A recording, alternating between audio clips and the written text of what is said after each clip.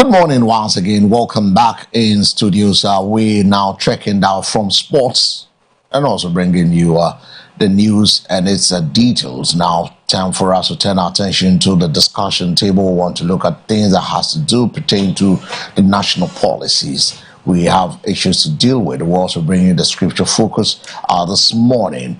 We're bringing you this and many other stories this morning. We're also bringing the weather and its updates. We're bringing the updates of the weather, and then from there we look at the traffic situation across the major cities in the country.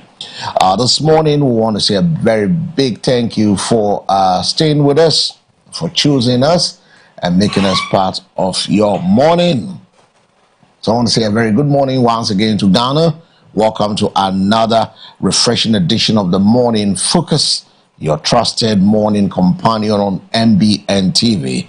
It is a brand new day filled with new opportunities, fresh perspective, important conversation that shape our nation and our lives. Whether you are preparing for work, you're heading towards school, you're running your businesses, or simply bringing your day at home, we are delighted to have you with us. Today we bring you a rich lineup of discussion on governance, national development, healthcare, relationships, and economy. Our theme today is love and relationship. It's what? It's Friday. Thank God it's Friday, where we will examine how financial realities influence modern relationship. In the modern relationship. And then we also look at other perspectives, African wisdom. We engage policymakers, political representatives, experts, and you as well being our partners, stakeholders, our cherished viewers in a meaningful and a wonderful way. So stay with us from now until 10:30. The morning, because every conversation matters and every opinion counts, and every Ghanaian deserves to be heard. We know to be heard. Right. I'm here this morning. My name is El Samuels, and today, Friday, I'm doing it together with the man Bernard Agbemo Eduji. A very good morning to you, Bernard, and welcome. Today, Friday. I know you love Fridays. I love Fridays. Thank God it's Friday. Bernard loves Wednesdays and Fridays. Yeah, so those are his unique times. And he loves midweeks and he loves Friday because the following day after midweek is Thursday. Thursday and then Friday. So we stand between the week and then the weekend as well. Yeah. So those are the things. So our flagship current affairs segment examining the policy, decisions and reforms shaping Ghana through expert analysis and also balanced discussions. We explore how government and policies affect everyday lives of citizens. We'll be looking at that in a jiffy. We'll look at that in a jiffy. We'll be talking to experts. Don't forget, today is Friday. We'll be talking to your friend. And Nathaniel, the optimist, will be joining us via phone later on the show. And that is the most important thing to do. Get the latest weather outlook to help you plan your day, including the forecast across the major regions, safety information and when necessary. And then we'll also be looking at our scripture for this morning. We'll be looking at, what scripture did you read today when you were coming? The gospel. Which of the gospel? The gospel according to St. Luke. Oh, St. Luke. Yes. Our saint. So St. Luke to St. Bernard. So St. Bernard shared with us what St. Luke was saying. Yes, the gospel according to St. Luke, the 10th chapter, the 24th verse. Yes, and Jesus was telling us how the things that he was telling the people, and today he is telling us how the people of old, prophets, kings, desired to hear them and to see them, but did not hear and did not see. And so he was trying to establish how privileged we are as a people to be hearing and seeing the things that he was doing and was saying, to us. And he was just trying to say that we are the the beneficiaries of the promises that were made to kings and to prophets, and Paul was saying that eyes have not seen, ears have not heard, neither has it entered into the heart of any man the things that God prepared for us. So the kings, they just heard of promises. They didn't see the manifestation of the promises, but we live in the manifestation of the promise, which is the coming of Jesus Christ to rescue mankind. Yes, so I've been pondering on that scripture throughout the morning. Yeah. Right, so we've been pondering on that scripture throughout the morning, and those are some of the things we'll be sharing with you, brought to you in association with the Maranatha Power Ministries International. But Maranatha is 30 years old? Yes, 30 years old. 30 years of, I call it 30 years of impactful ministry. Yeah. Not just existing, 30 years of impactful ministry. If Maranatha Power Ministry is, or was, or were, conditional, yes. So I think the appropriate term is were. If Maranatha Power Ministries were a human being, I am sure he would have told himself he's successful even at 30. Yeah. Because of the many impactful lives that that human being would have touched. When they play the videos, I look at communities where the church has gone to give water, and water is life. Getting young people to go to school. That is changing the uneventual failure of young people by giving them education. The school establishment, the many people the church pays as a result of direct or indirect employment and all of that. And in fact, the most important thing when counting the success of every church, the most important, which is the souls that God has rescued from hellfire, from eternal damnation by the church or through the church. Because the Bible says that how will they hear if no one goes to preach? Romans chapter 10. How will they believe on whom they have not heard? How will they hear if there is no preacher? So how would all the people who are members of Maranatha Power Ministry, or who were changed through Maranatha Power Ministry. And then there would be. Because this is just 30 years. So how would they have heard? Probably they would have heard from elsewhere. Yeah. We can't say for sure. And it depends on the kind of revelation that is being shared out as well, that you be convicted by the Spirit of God. Absolutely. It is the Spirit of God to back the revelation of His word and to convert the people. Convict the people. Yeah. So for me, if I see the number of people whose lives have been touched, and the most important one to me, who have been rescued by the Lord Jesus Christ through the preaching of the word at Maranatha Power Ministry by the bishop and all his associate pastors, then we can only celebrate the 3 decades of Maranatha Power Ministry. And we have every right, every reason to say that this has been an impactful 30 years of existence. And we can't wait to celebrate. I am getting some special this thing. We can't wait to, celebrate. And I know there is some homecoming as well. Yeah, there's a homecoming which is also happening. That is a parade to the 30th anniversary. So there's a series of programming going on. There's one called Biazo, which is a prayer time, which started on Monday. It's running, it's ending on Sunday. The Super Crowning Day is on Sunday, but it started from Monday. It's a prayer and fast and preparing you into your next phase, which is the 8th month of the month of August. That one is also running, and today there'll be a crowning moment with a mega all night on that. Right after that, the Sunday, which has 2 services, the first and second services. Right after that, then the homecoming follows up. Fantastic. So people who have been with the church, so that's Biazo on your screen with the open heaven, what to expect. If you've not been a partaker from Monday to Thursday, I want you to be part of the mega all night. Tonight is the final rally of the Biazo, the open heaven. So you can go into, today is the 31st day of July. You've never been to any of the prayer sections, but you want to say to God that I want to be part of tonight. There's a miracle that is awaiting for you. So you need to be there. And it's important for you to come and also have a feel of what God is doing in the nation, in your life, and then where God is going to take you in your next level. So those are some of the things that we should be expecting. Don't forget, we'll tell you more about the Sunday service also coming up. So that's the homecoming. A big one there on the screen to tell you that the 3rd August is a homecoming. So if you've been part of the church, if you've passed through it, if you fellowship with us and you've left, and you are somewhere, maybe one of two things you decide, I don't want to, but look, Jesus is saying, let's come home. Yeah. You know, there's this song, Home Sweet Home. Oh yes, home sweet home.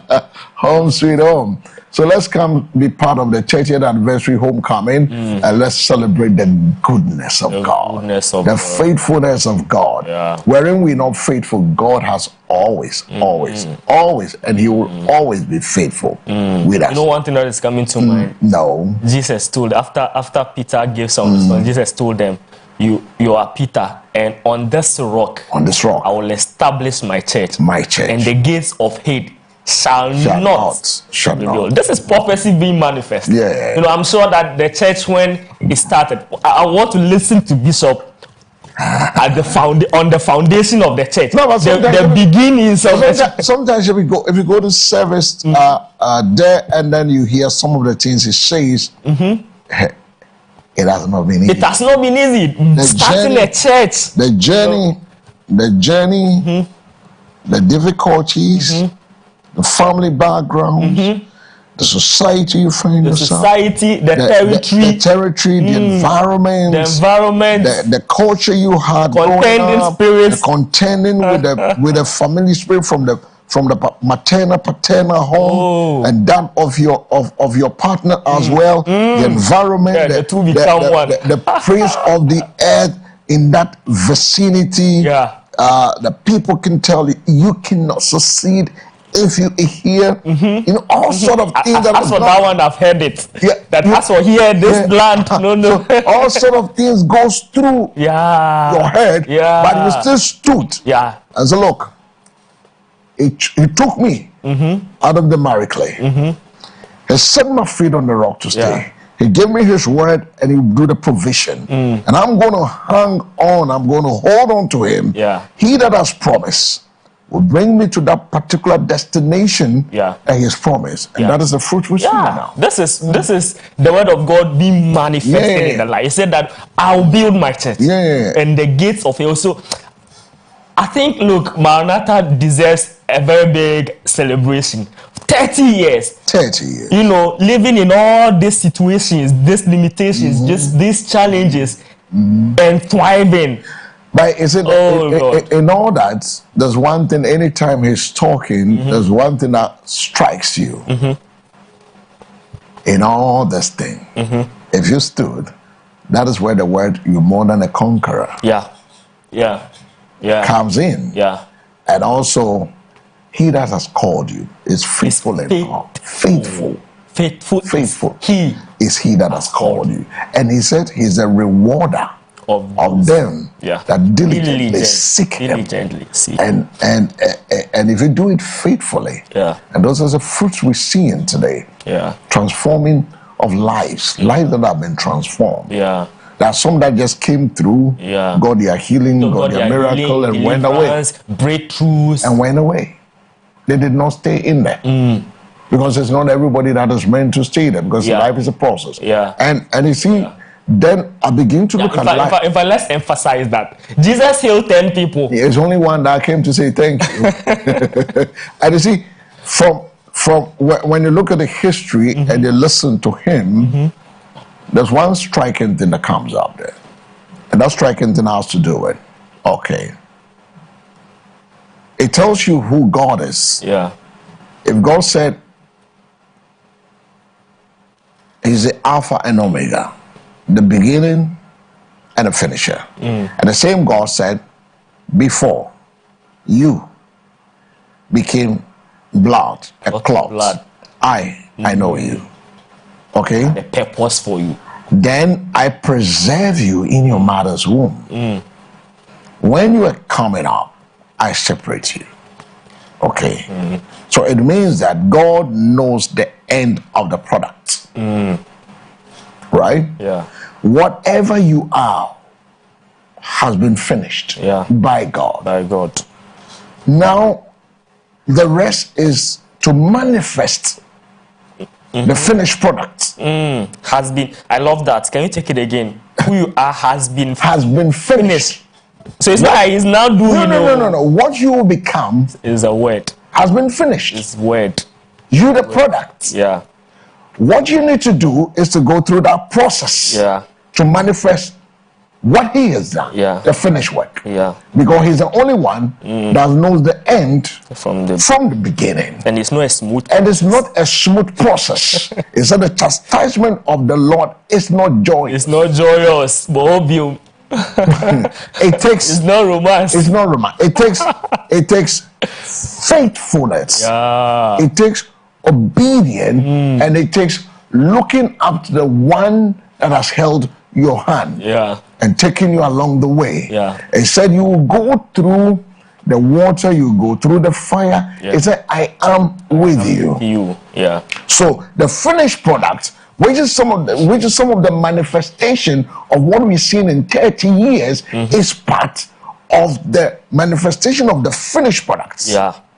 This is just a tip of the iceberg. Yeah. There is more coming up because you keep manifesting different and metamorphing and evolve as time goes on. Yeah. Because if you look at from the one, he keep evolving and evolving. He goes into the hinterland to speak the word. Then now he manifests. Yeah. Yeah. So everybody, I keep telling people, the future is in you. Yeah. It's not tomorrow. It is not today. It is in you, but it's a process to manifest that which God has said concerning you. That is why I said, whatever he has said concerning, whatever prophecies that are, it shall come to pass. But it doesn't just come as you sitting and folding your arms. It comes by working with him. It comes by trading. Because he has finished. All you need to do is to go for the blueprint, follow the blueprint, precept upon precept, line upon line, a little here, a little there. He did not say the road will be smooth. It will come with its challenge, but you need to overcome. He said, be cheerful because I have overcome. So he's giving you that spirit of overcoming, that spirit of making it. That's because you've already been made. So it's up to you to follow the process and to get to where he has earmarked for you to get to. So 30 years, oh my goodness. I keep saying this is just the tip of the iceberg. There's a lot coming up. Let's go to MCR to give us a video on the weather and what you should expect. If they're ready, they can throw it in. Derek,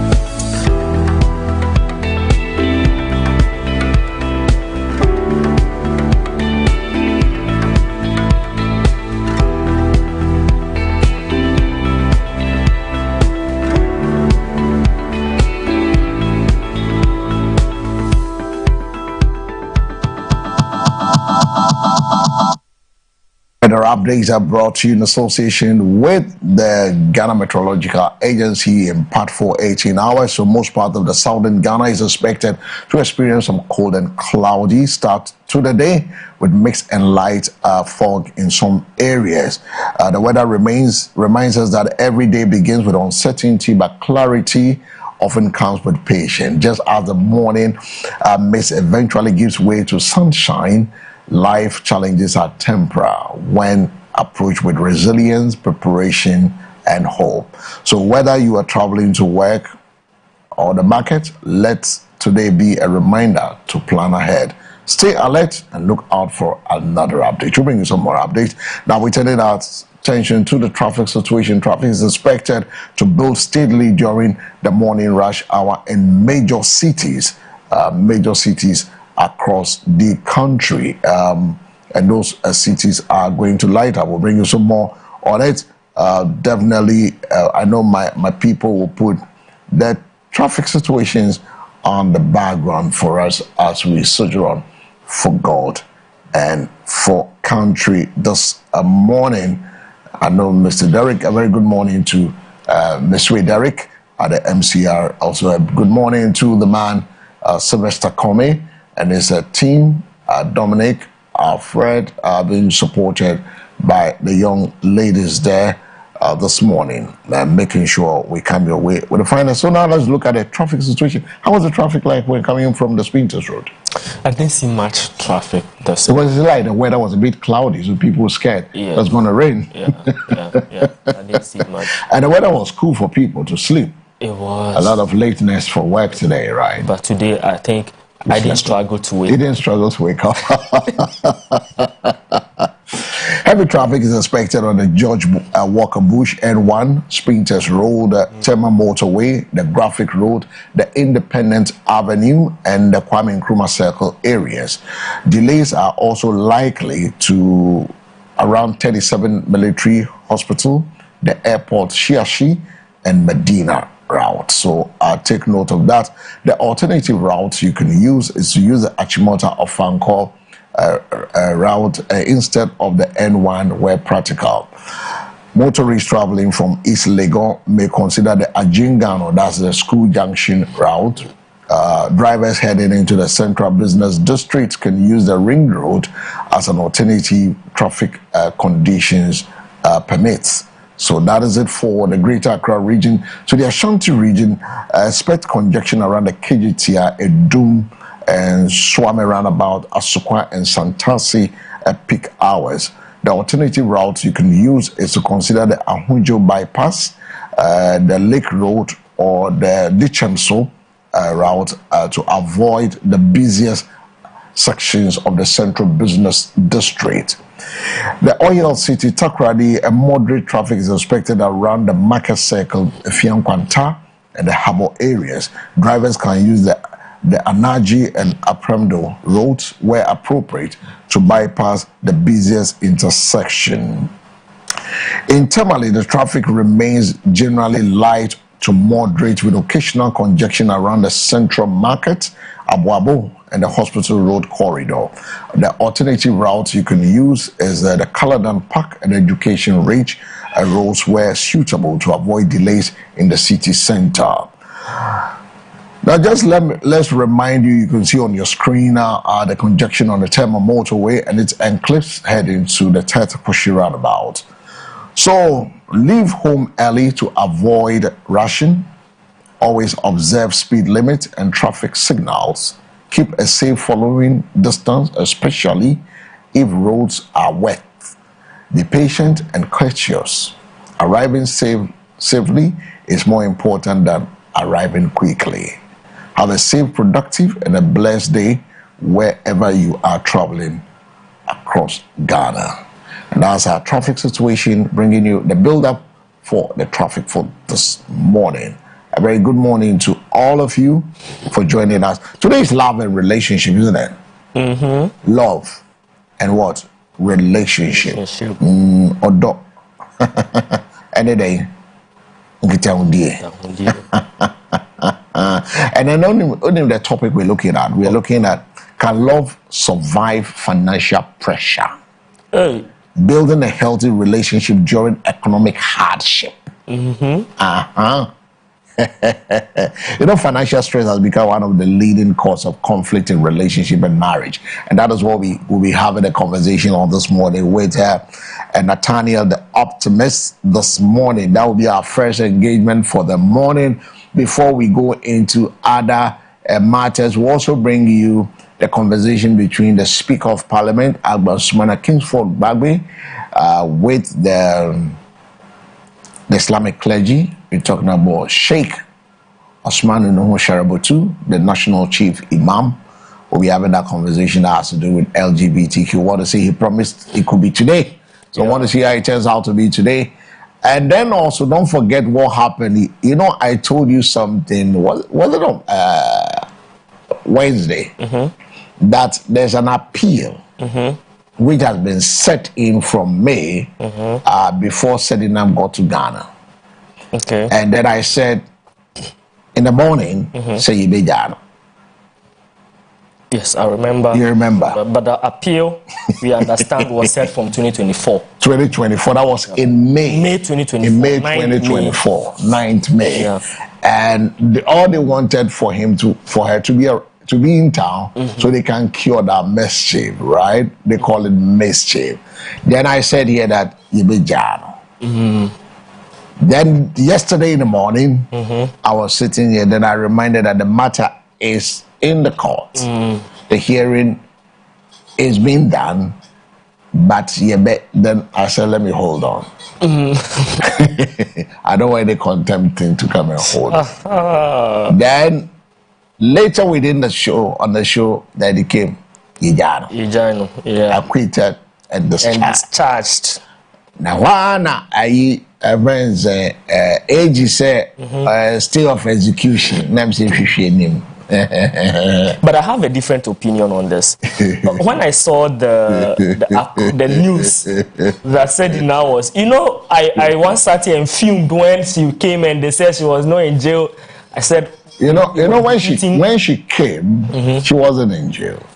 She went to jail on the 24th of June. 24th of June. Yeah, she came sick. Okay. She went to jail in 24th of June. Okay. Today we are in July 30th, less than a month. Within a month. Yeah. And then she has to come out. Yeah, a month. I remember you were so feeling. Yes, I was. And I was telling you, so Oba, appeal well, so now there's AG says he's going to file. In fact, when I saw the news, I was very angry. I wrote stuff on my status. I was so angry that, to what end? If you say we are fighting corruption, to what end? So, in fact, I thought it was actually this AG. It was under this government that appeal was filed. No, that I didn't know filed that in May 2024, not May 2025. May 2024. Yeah. So in fact, I want to believe, and for me as at now, I don't have any reason to make any allegations. I want to believe that indeed. I want to believe that indeed. Of course. So the AG is saying that. No, you go ahead, but I'll give you some explanation. Yes. So the AG is saying that they believe that the charge against Sedina, the sentencing and everything was right, was appropriate. There was, in fact, as I was sitting here, I was going through the. Well, we're going to take a listen to the Attorney General right after the judgment was passed. Yeah, so I was going through the judgment, the appeals court's judgment. I've been reading through it since last night, just so I don't say anything out of context. So, Sedina, I think the trial began, 2021 or so, and then in 2022, she applied to the High Court for. She wants to travel for medical, and they gave her, I think, up to December or so for her to return of 2022, which she didn't. They actually adjourned the case several times so she could come for the case to proceed. She didn't come. So the trial continued in her absence. Then she was pronounced guilty, was sentenced in absentia. Now, the same AG at the time, Godfrey Adame, actually filed for extradition, right? And then, while that was ongoing, Sedina, through her lawyers, appealed the judgment on the 9th of May. Yeah. And I understand that the empanelment was done under the previous government and everything. So the appeal began from that time, May, right until now. Remember, it was not this government that filed the extradition. It was the previous government through Kofi Adami that filed the extradition. The Americans actually thought it wise that Sedina should be extradited now.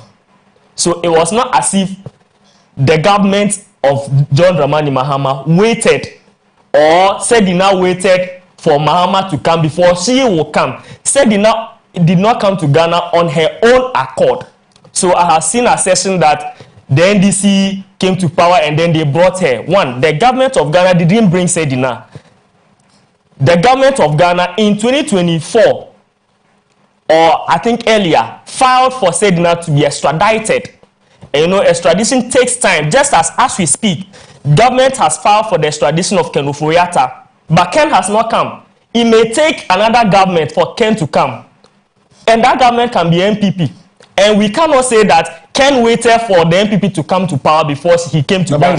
It was an extradition. The point is that at the point of a lay person, at the point of a lay person, there are things that happen behind the scene. Okay, so in law, some decisions are made, irrespective of the number of years it will take. Her process began before he left the shores of the country. Yeah.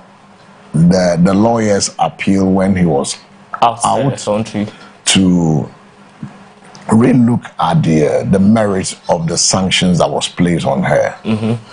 Now, when this government came, they gone through the processes and they felt that the charges and whatever was preferred against her was okay until the judgment yesterday to overturn the judgment and also acquit and then discharge her.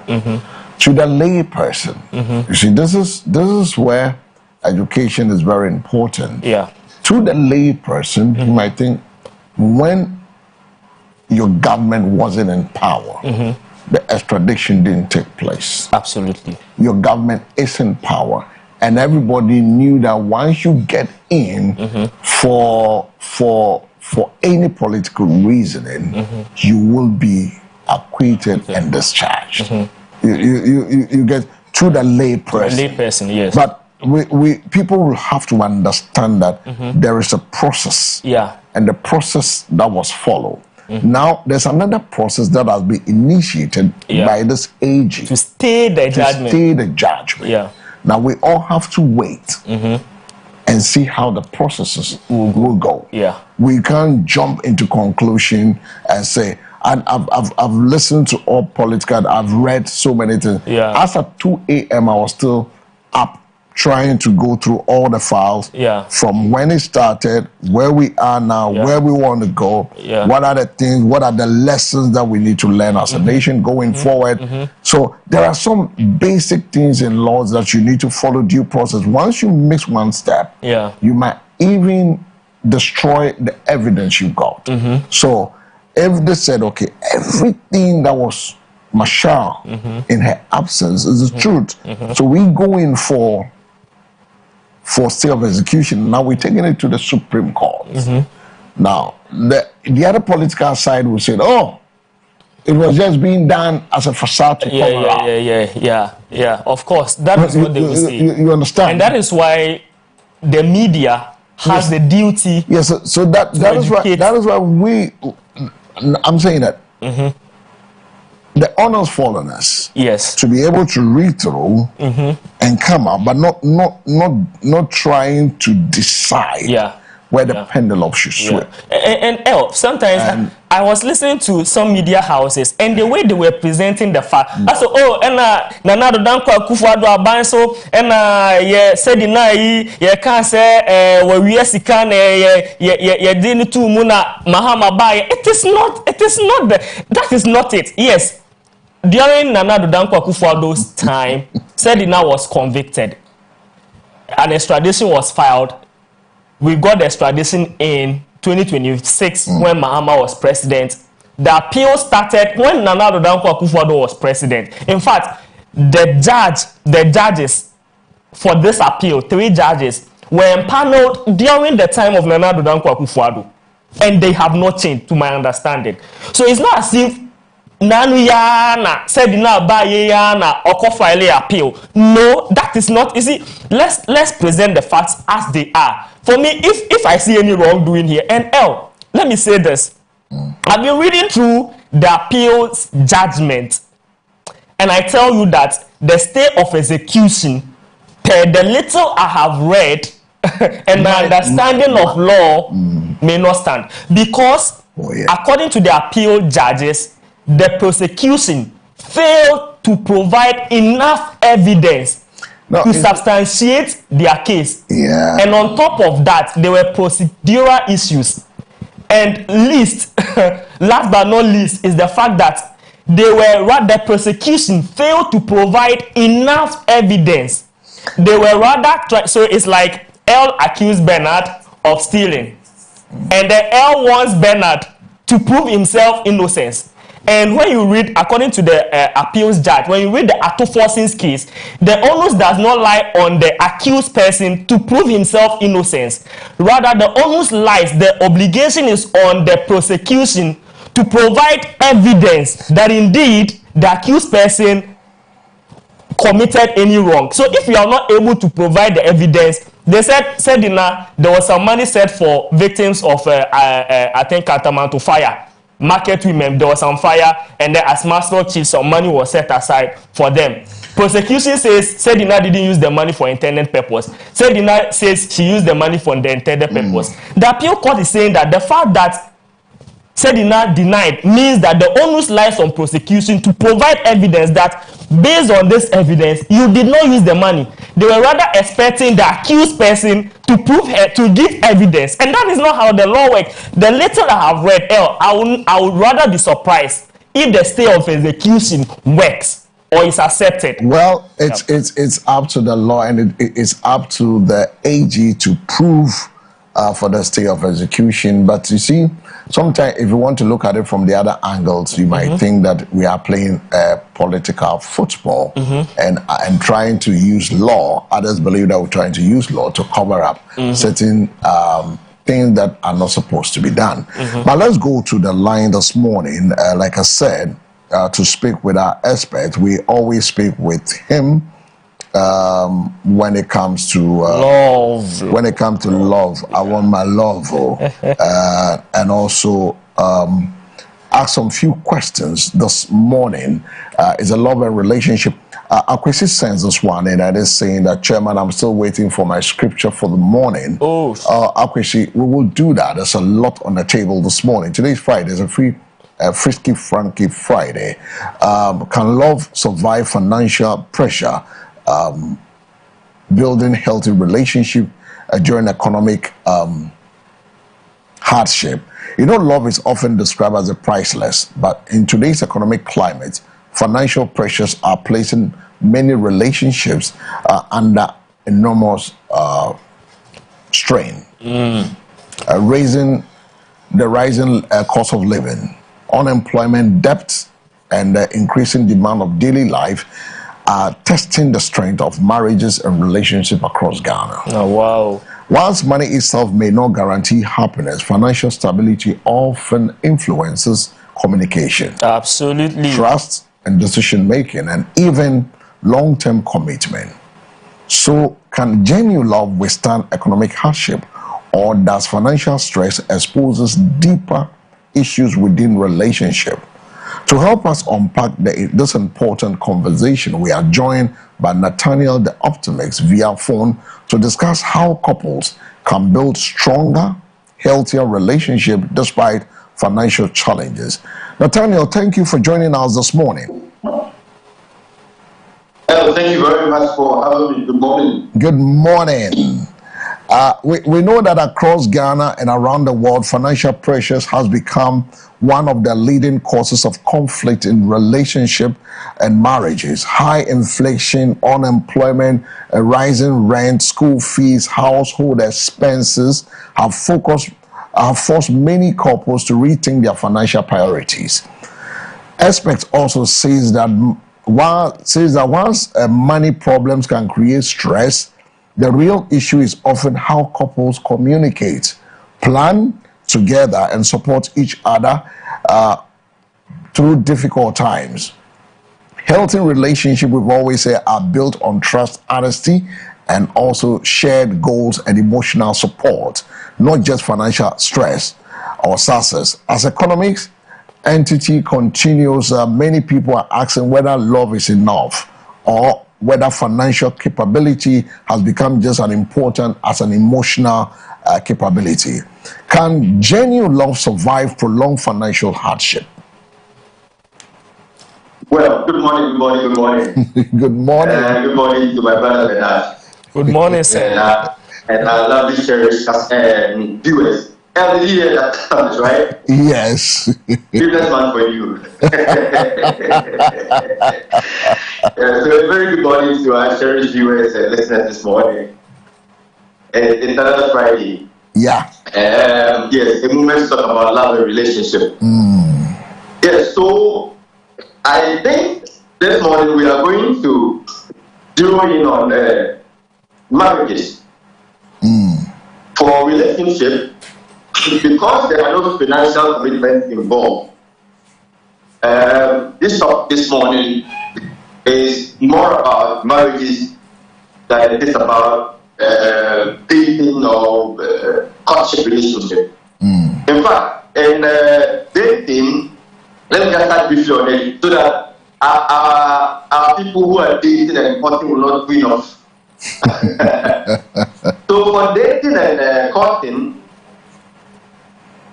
once there is financial stress and one party begins to show change in their attitude and behavior, it's actually a signal to whoever it is that is involved that this one will not go far. And so for love relationship or for dating people, just take that as a signal that this is going nowhere. And so you can back up. Because already nobody is responsible for anybody's need or financial need when it comes to dating and courting. I know the boys who are stoked in love, and the ladies who are stoked in love do not agree with me. And that is why we keep on saying you breakfast hot. So yeah, I mean for dating and courtship, there's not supposed to be financial commitment. You do that because you really want to do it, not because there's an obligation on you. Okay. Having said that, marriage is always the quality of marriage is determined by the two people who are in it. And so money and the lack of it is just a test of who the two people already are. So if these are people who are very sensitive when it comes to money, who's thinking about money is that of covetousness, then definitely when the lack of money comes in, it definitely will shift the relationship up. On the other hand, if these two people are people who have learned how to abound and how to abuse, like the Bible said, then when financial crisis comes, it will be a test to them, but the marriage will stand. So this will be my preliminary comment. Okay. So money or the lack of it is not necessarily, the reason why a marriage will break or will not break. It just has to do with the quality of the two people who are building this marriage. The quality of the two people who are building this marriage brings me. For example, let me give an example. Give me an example. If a young man is the kind that when there is financial pressure, he goes about dipping his hand into resources that cannot be. Or the young woman or the woman is the kind that once there's a little bit of financial pressure, if we are not able to use milk in the morning, she begins to think of other ways of getting a supply, whether fair or foul. Then money on the lap of it is going to cause a problem in this marriage. So that's just my way of example. So why does money become one of the biggest source of conflict in relationship? Okay. So the reason is money is a force. Money carries power. And wherever we have power, there are chances of we having a rip because of the power struggle. Okay. So, like we often hear, who pays the piper in terms of the tune, right? Just like the late Daddy Lumba said, "Nya owo ebrono no wonkoko." Is that it? Exactly. So, and you see, when it comes to money, you need a lot of knowledge to be able to navigate it. Okay. The last time we were talking, I told you that we need a lot of financial power to be able to navigate this world.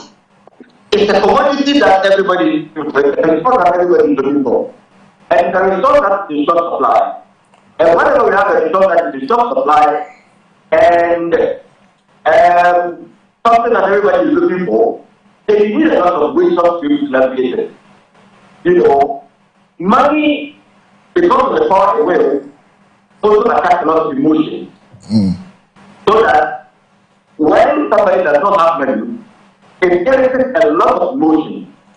And whoever it is that has it, and probably trying to respect, denying the other person who needs it or getting it, then just in the power of the money. And that's why it's very important to handle issues when it comes to money. So because of this very little of money, navigating this conversation is very problematic, or can be very problematic at the world. The last time I told you that if you have 80,000 guarantees in your bank account, and all your partner do is let's blow it, and then you think otherwise about it, it's literally because one thinks about that particular resource differently from the other. And once we have differences in opinion, obviously there's likely to be conflict. And you add money to it, the process in just becomes bigger. So that is why navigating the conversations of money, becomes very difficult. Yeah. But can couples have honest conversations about finances without creating arguments? To the extent of their level of honesty without money. If they were already honest and already transparent, and they know the reason why they're transparent. Because you see, to be transparent, you know why they're being transparent. If you're dealing with somebody you don't know, when you go about being transparent, then you mean that you don't know what you are doing. Because the level of transparency is only going to lead to the other person acting you in a very bad way. Okay. So yes, to the level that their level of transparency is based and anchored on their personality, then just say yes. They can be very transparent about money. And this transparency is going to help them even when they're active. Okay. So you see, I started by saying that the marriage is as powerful and as sweet and as quality as the two people involved. You can't have two effective people building a strong relationship and a relationship that is sweet, so to say. If the resources, the human resource involved, that means determine what goes into this particular marriage. Like they say, a bad tree cannot bear a good fruit, right? Just as a good tree cannot bear bad fruit. Bad fruits. So your marriage is only as quality as your individual, your personality. Yeah.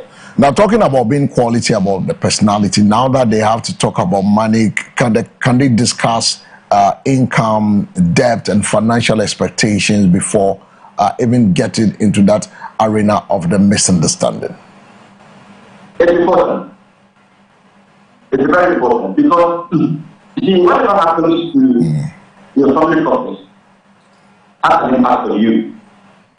And because it's the two people who are responsible for contributing to the family companies, it is very important that whenever there's a hit to the family's income, it is made known. So that whatever adjustment thereof would be complied of everybody that is in.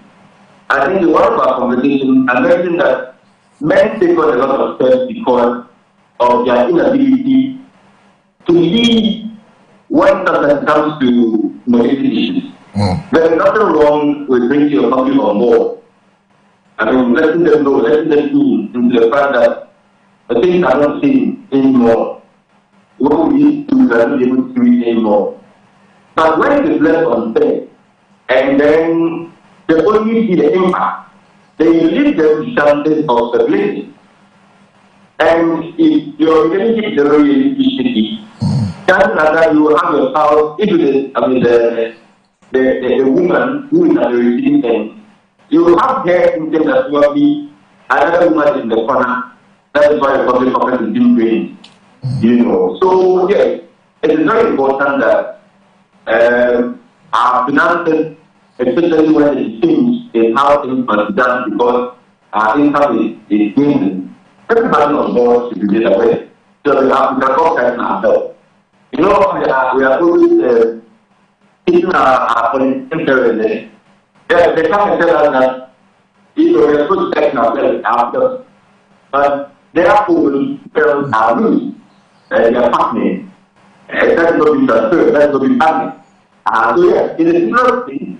If there is a hit or something wrong with the family pocket, a level of transparency and bringing people on board is very important for the family formation. But how important is financial capability in choosing a lifetime partner? Now, I was asking how important is financial capability in choosing a lifetime partner? It's extremely important. Now, we are going to do something that we definitely have to eat. Sure. So money is important. But we are always going to say, we don't give a prescription as to how much one should have before you think about getting married. Well, somebody else's breakfast might cost $20,000. Another person's breakfast is just $1,000. And so yes, back to the point, it is very subjective. But by all means, so long as you drink water, use electricity, eat food, and if there are children involved, take care of them, you need money. And so depending on how much your budget is, get that before you even think about marriage. So the conversation and thinking about money and getting it is very important before anybody goes for that marriage. So yes, within the marriage and outside the marriage, everybody needs money. So yes, it is not more important when you get married. And everybody already needs to do some projection before you get married. And everybody even needs to know the partner you are with before you just go to the next level. If you have a young man who says that I don't eat leftovers, I always want fresh meals, yet his income is not taking him home, and his income is not taking him home, yet you want fresh meals every morning. And this is a young man who has met you and you are planning marriage. Chances are that he sees you as a financier of the behavior of the appetite. And he definitely has the mindful. And the reverse is also true. If you meet a young lady, who just always eat food imported from China and America, and meet your salary is and Guatemala, and you want to conduct this particular marriage, you definitely want to be careful. When I was getting into marriage, there are a lot of things that we need to do already, right from the get-go. There is no way to my house. That's why there's a refrigerator. Yeah, one of the things let's put it in there. 70 years of kitchen. Yeah, so it is very important. But the matter of money, very, really important. Every aspect of our life, there's a component of money in there. People say that money has all things. I think that's one of my favorite verses in the Bible. And the Bible that says it's not me. Money has everything. And we have to prove. When you wake up in the morning, once you get up there and you switch your light on, and it's power. You go to the washroom, that is money. Yeah. You go to the washroom, you tell the car back, that is money. You get into your car, park the engine, that is money. So you see, money is very important. And that is why anybody who is not thinking about money as important as it's supposed to be, you are sitting yourself. It's just a matter of time and then you really know the stupid. So yes, the subject about money is very important. You need to really know the psychology of the person you're dealing with when it comes to money. If you marry a expensive, your cost will always be empty. So I always want to teach you partners that look, whatever you know when it comes to money, the good things you know about money, make sure the partner gets to know about it before you think about this money.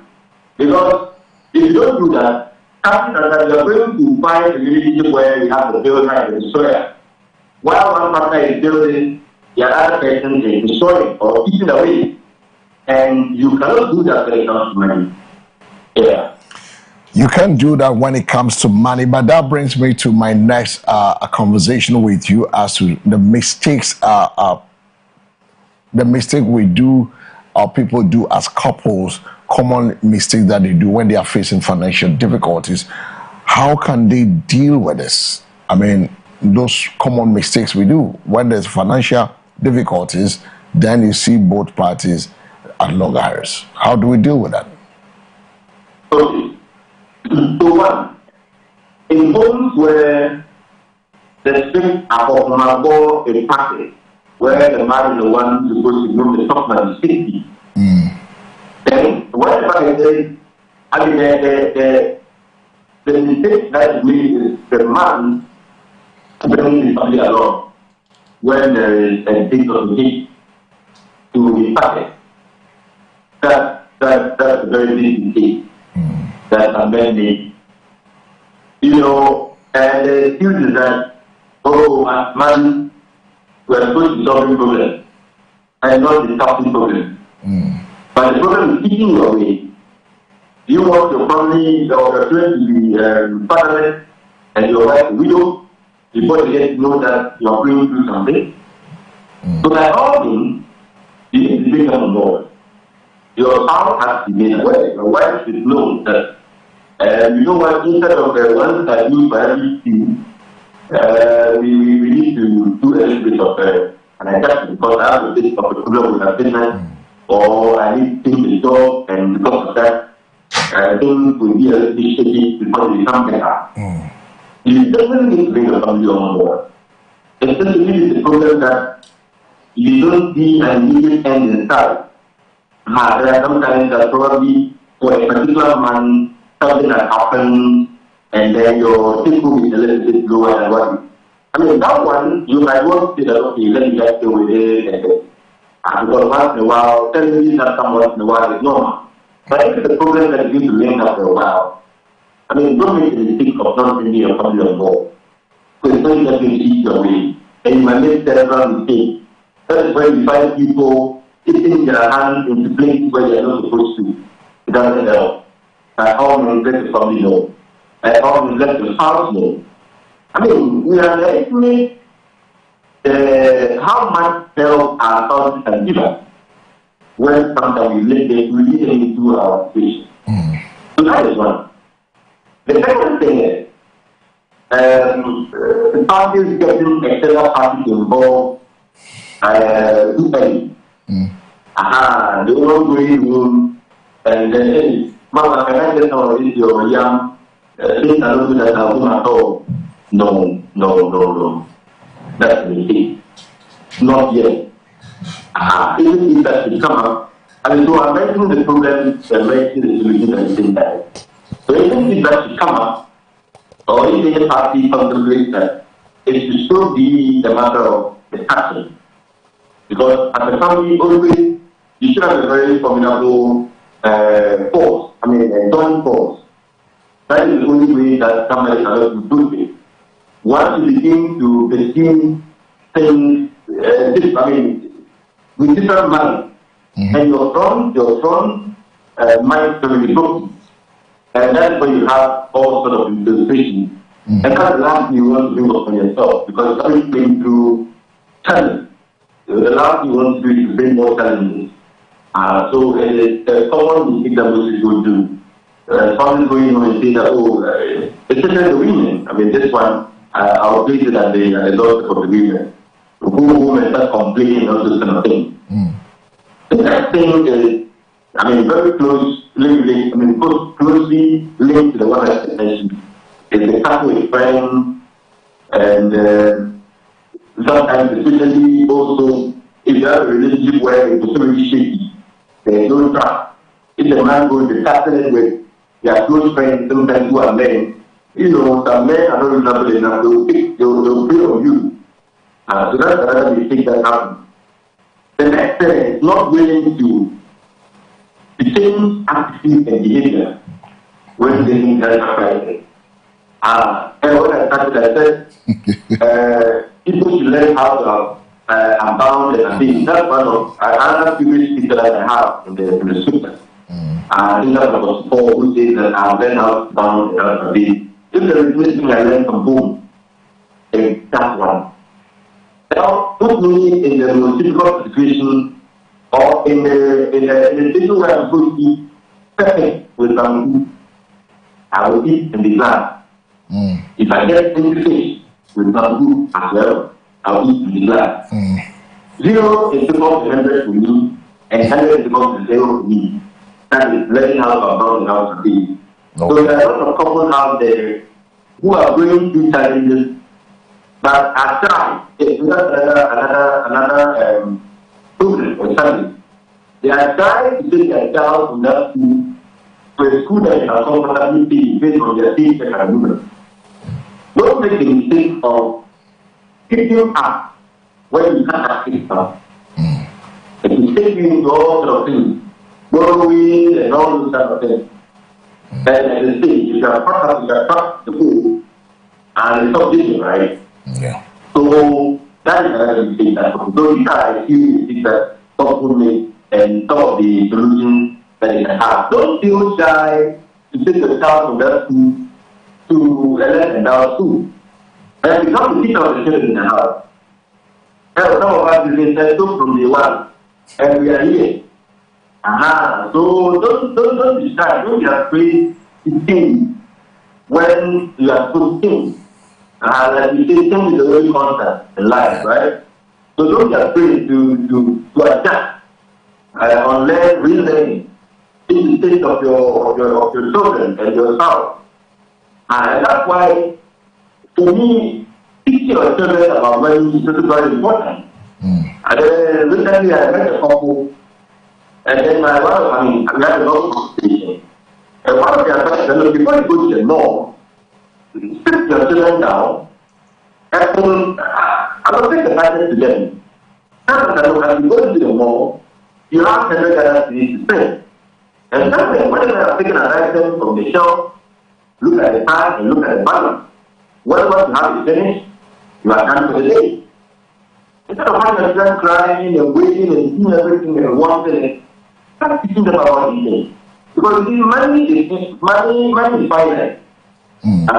Even God would say, and the reptile and the Muhammad, so this is the Bible.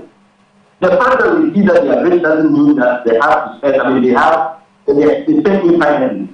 No, it's not all news that you. Yes, but they are right. So should you. So these are a few mistakes where they're facing financial challenges and how to navigate them.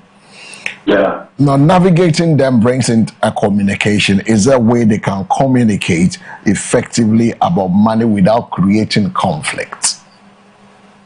You see, conflict is inevitable when it comes to relationships, when it comes to marriage. In every human relationship, when conflict is inevitable, our very nature is a point of conflict. Okay. Our differences are always a point of conflict, and to our thinking. So long as we have different ways of thinking about the same thing, there will always be conflict. So it's important to look at it, you have to look at the bigger picture. Okay. Whether you discuss it or you don't discuss it, let me really say, when you only have a chance at things if you discuss it. If you don't discuss it at all, they don't have a chance to think at all. So by all means, have a discussion about it, have a communicate about it, and let us conflict does not communicate about it. So yes, and that's why we advise people that have a conflict resolution plan. Before you even go to the next step of the relationship, have a conflict resolution plan. How do we manage a conflict when we have? That's important. Because the time of the Entertainment. So sometimes it's difficult when the conflict ensues and now we keep trying to solve it. So you always have had a conflict resolution plan before the conflict even arrives. Okay. So yes, in my relation, my marriage, now we don't get conflict. So nobody tries to conflict.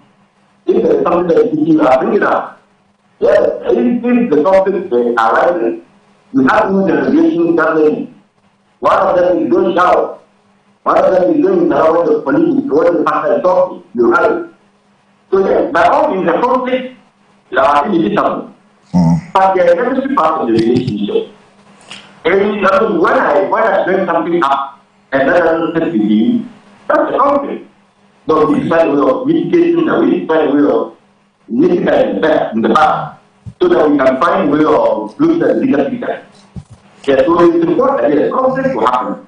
Conflict use the Okay. So yeah, if you already are open that communication when it comes to this thing, for you it's easier.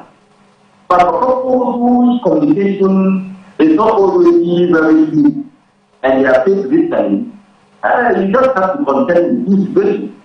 Inability to communicate well and having to decide when it comes to that. So yes, by all means, you still need to find a way of navigating it.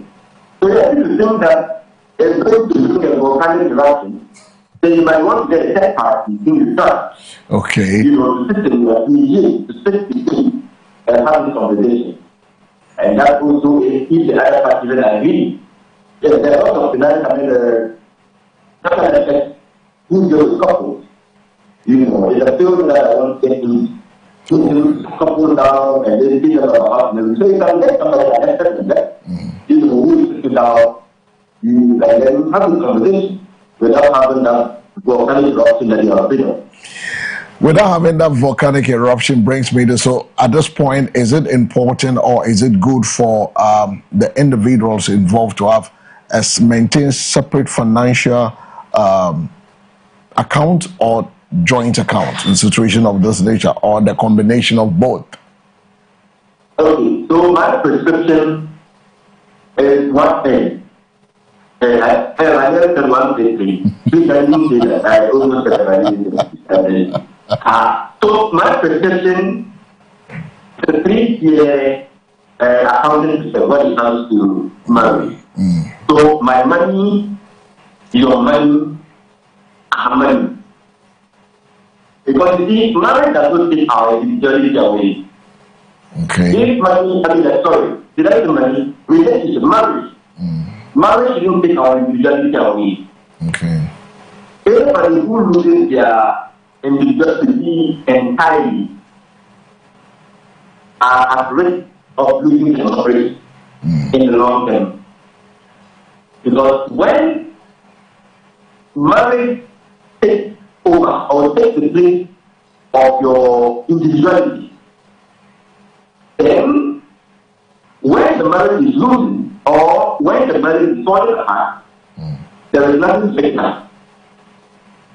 So by all means, even though we are married, I shouldn't throw away my interest. I shouldn't throw away my life and his life, all in the name of marriage. I shouldn't lose my life, not the without end of it, because of marriage. So in as much as we are married and we are supposed to have oneness, we need our individuality to build that oneness. Okay. I think my 2 legs, they will move to you. I think my brain, they will think about that. So that prescription, my prescription, is that by all means, maintain the money that you can use to take care of certain things that might not necessarily be an interest of the people. I have a boss to none of it. We don't have the money just to use it. But I think the rest of the thing. Okay. You can meet a spouse who is not a philanthropist. And I don't really understand why out of your salary you choose to give $1 or $10 to somebody who needs the help. And this advantage. So in as much as we try to get our partners to understand who they are, before they get to understand us completely, we should keep a level of individuality. And so when it comes to finances, I have to structure the woman and the man to contribute a little into the family, to contribute something into the family office. When it comes to the woman, because they are African, to send the issue to them the way I presented my wife. So this is what I do my wife when we're talking about this particular my health and our relationship. So typically women spend sometimes more than men when it comes to the family activities, especially groceries and those things. In fact, from the experience I've had with my mother and my father, my mom spent more when it came to the domestic stuff. What goes to the dining table. So this is what I told her about. I said, look, when you go to the market and you see certain things that they home need, you are always going to buy. Because that's what they know about women. They want their houses, their homes to smell nice. They want their homes to look nice and neat and all that all the time. They are very concerned about how people keep their home and so on and so forth. So they buy a lot of things. They do a lot of shopping to the home. So I told my wife, look, to be able to manage your personal finances well, a certain amount of money that you are earmarking towards the family activity, if you make it.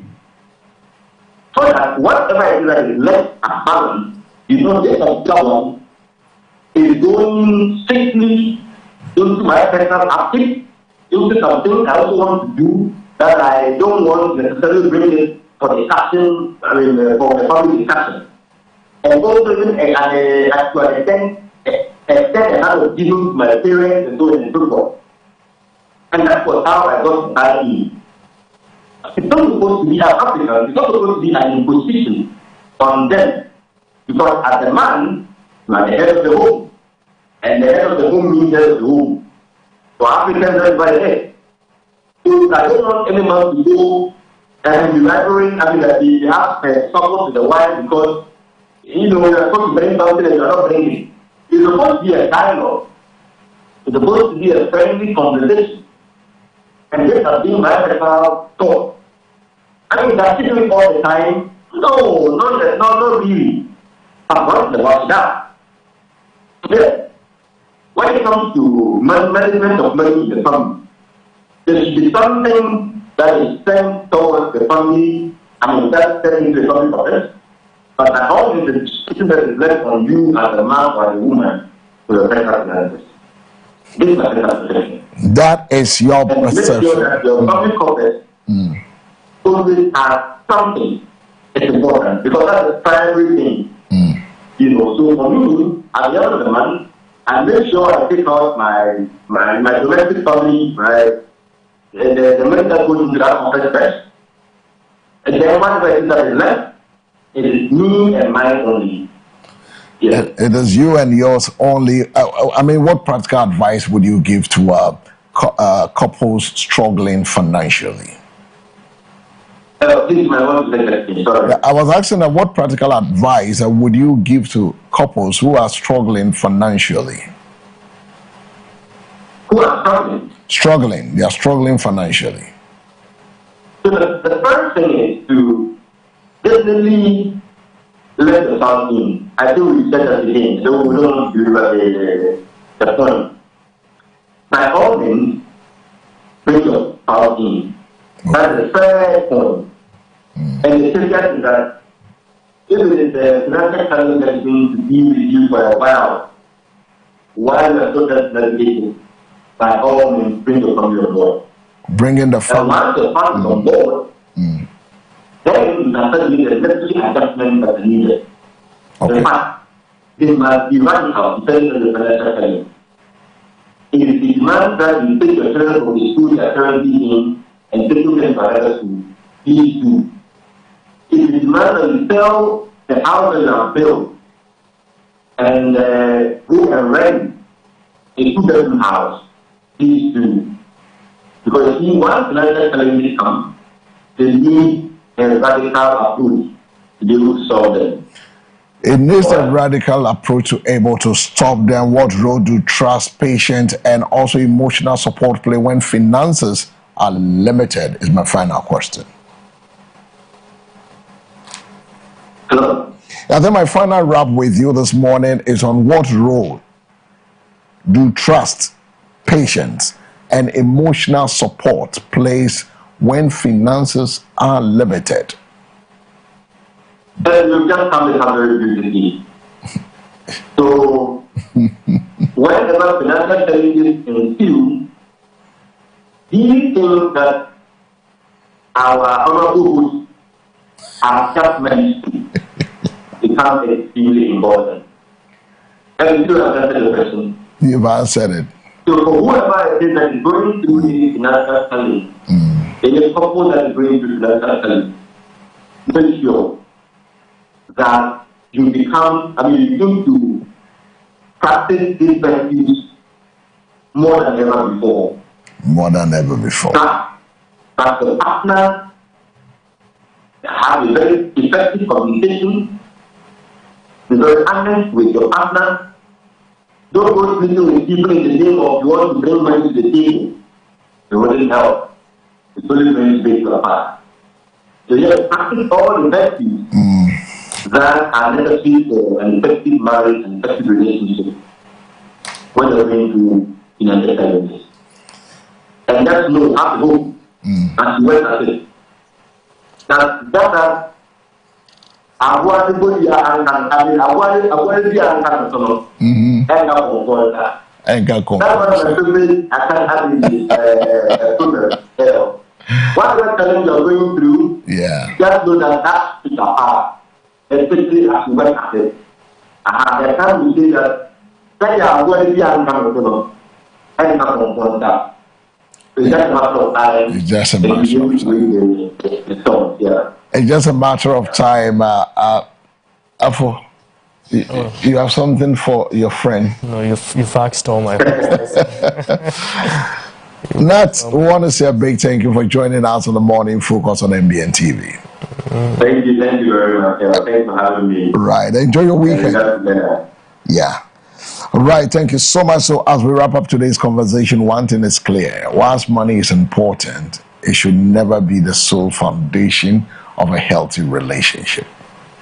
Financial challenges may test love, but they can also strengthen if the couples choose honesty, teamwork, patience, and mutual respect over blame and division. True love is not measured by the size of a bank account, but by the willingness to stand together through both seasons of abundance and the seasons of scarcity. Open communication, wise financial planning, and a shared vision can help couples navigate even the toughest economic times. Our sincere thanks goes to our guest Nathaniel the Optimist for sharing such valuable insight with us this morning, and to all our viewers who joined the discussion. We're waiting on your WhatsApp messages. My question to my viewers is this: a very simple question. Can love truly survive when money is sacred? Or should financial stability be a key consideration before marriage? 0537158638 via WhatsApp and SMS right after this break.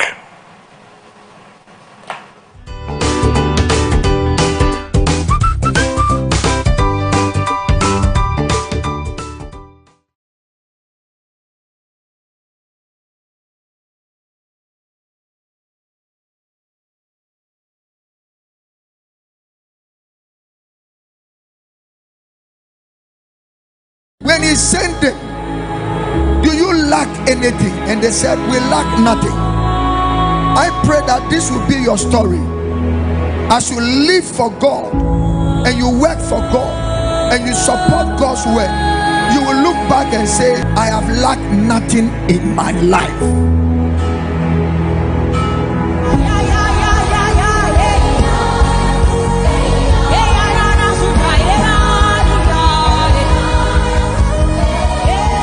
We want to thank God and thank God again that Friday is a night of prayer, prophetic night, healing night, the word of God night, and worship night.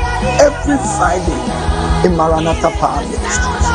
And I'm inviting you, beloved, if we don't realize the warfare we are in, the devil will defeat you as a child of God. And the most strangest things and unfortunate things in the church today is good believers who are weak. You are good, but you are weak spiritually. God wants you to be strong because He says in Ephesians chapter 6 verse 10, He says, finally my brethren, be strong in the Lord and in the power of His might. You see, there are certain battles you cannot win in the day. This Friday and every Friday, I'm inviting you to Maranatha Power Ministries for breakthrough night, signs and wonders night, prophetic night, healing night, deliverance night, and salvation night. Let me see you this Friday. If you want more direction, telephone numbers on the screen. Please call. And also, you can watch me on MBN TV every time we are having service. And also, watch me and be with me on all the social media platforms you will see on the screen. Remember this, Jesus prayed in the night. Even the Son of Man prayed all night. It's our time. God bless.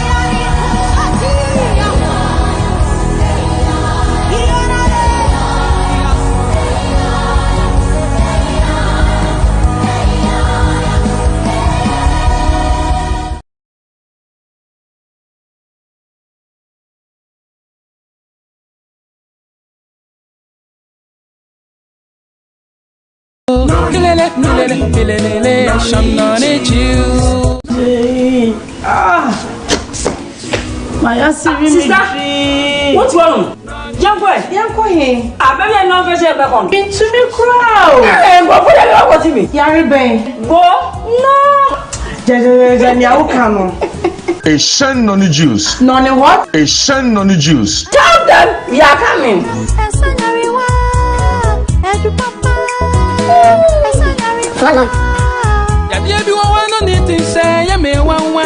Gucci, I have a surprise for you.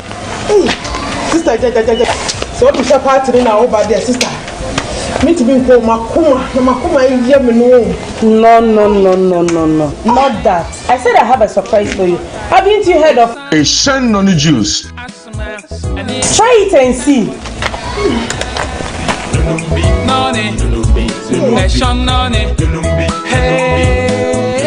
Now only Peter's Bill. Peter's Bill. Sister, this is a movie with me. Peter's Bill, I know my mama. No, where's Salem? And how? We saw this, you know, a back of it. Or no, a shen noni juice. Me pardon, Matuni D and Jenna Costona. Outside of all times, a shen noni juice.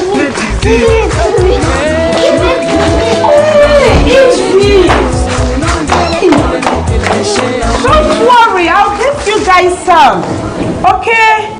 A shen noni juice. And we're friendly now, baby. A shen noni juice. The solution to all your problems. Noni, a shen noni juice. Noni juice. A shen noni juice. A shen noni juice. Wapong with din edro. A shen noni juice. Wayaresa edro. A shen noni juice. Abibidro kwajia. Ronye drobia frem. Na eyema ushina. Mema wakwaba eba Muta Motors. Yeye wo number one stop shop. Eba wo car related needs na. Eba no repairs, maintenance, diagnostics. Ema car brands ahudwo nyina. Ebe te se Toyota, Nissan, Hyundai, any Korea cars ahudwo nyina. Yebe siesie aba akoma toyem. Eba no comprehensive range of services. Ebe te se car repairs, spare parts supply, and in the diagnostics sa. Yeye wo number one. Enhwe baby a. Yen spare parts shop no ewa boso kai ojina faako ne wato cars ho nneoma nyina ewu yempo so be kwa chinchini esa woni mu fifira bre afei ye home and office services nyina e pa chew enya akra ape se be de wo Ghana bia wo kasa yi a because your workers no doso wo frɛ ya ye ba be faka no ana se ba be ye no ye ba na se wo se timi no wa ye be ya mo se wo se di ba garage so ye de be ba nti be ka ne be se bia wa ha bobodi ya se wo be frɛ mutamotus ye number ba ku pa na meka na 0244 451 776 mpacho wo hwe ye kire kwan a ne se bia ebe ha wo de ko Google map na bo mutamotus edu be ba ye garage apepepa So wo shoshe reliable and trustworthy auto repair services men shoshe baby Motor Motors ya ba mau ya office ewa Blakema New Town. Motor Motors, we are the best.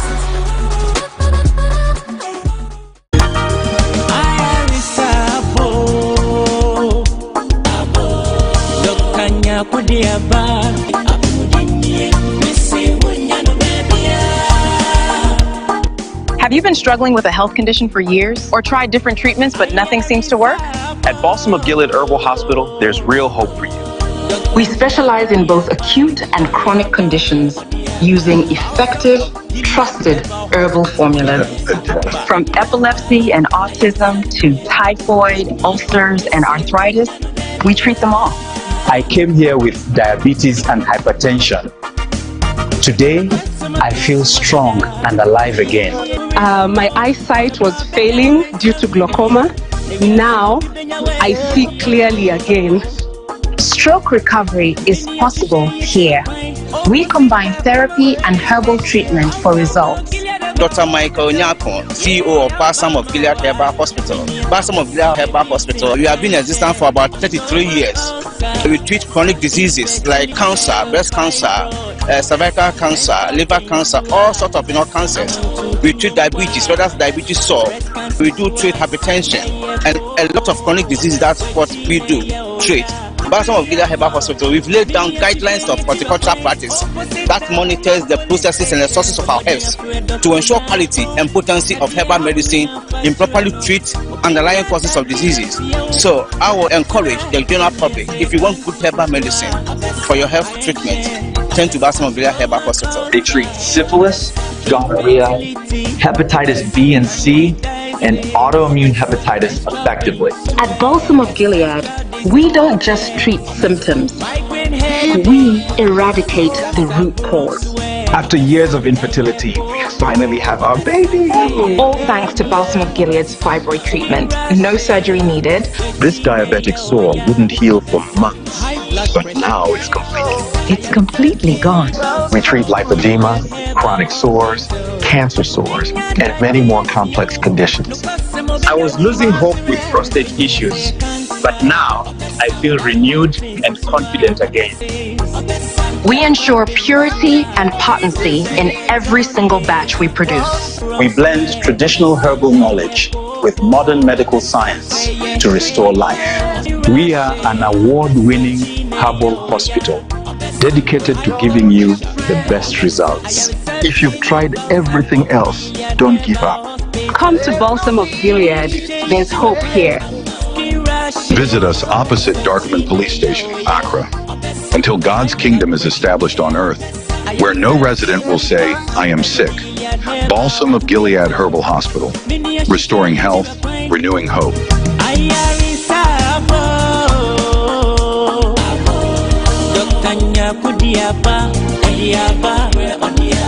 Balsam of Gilead Herbal Hospital.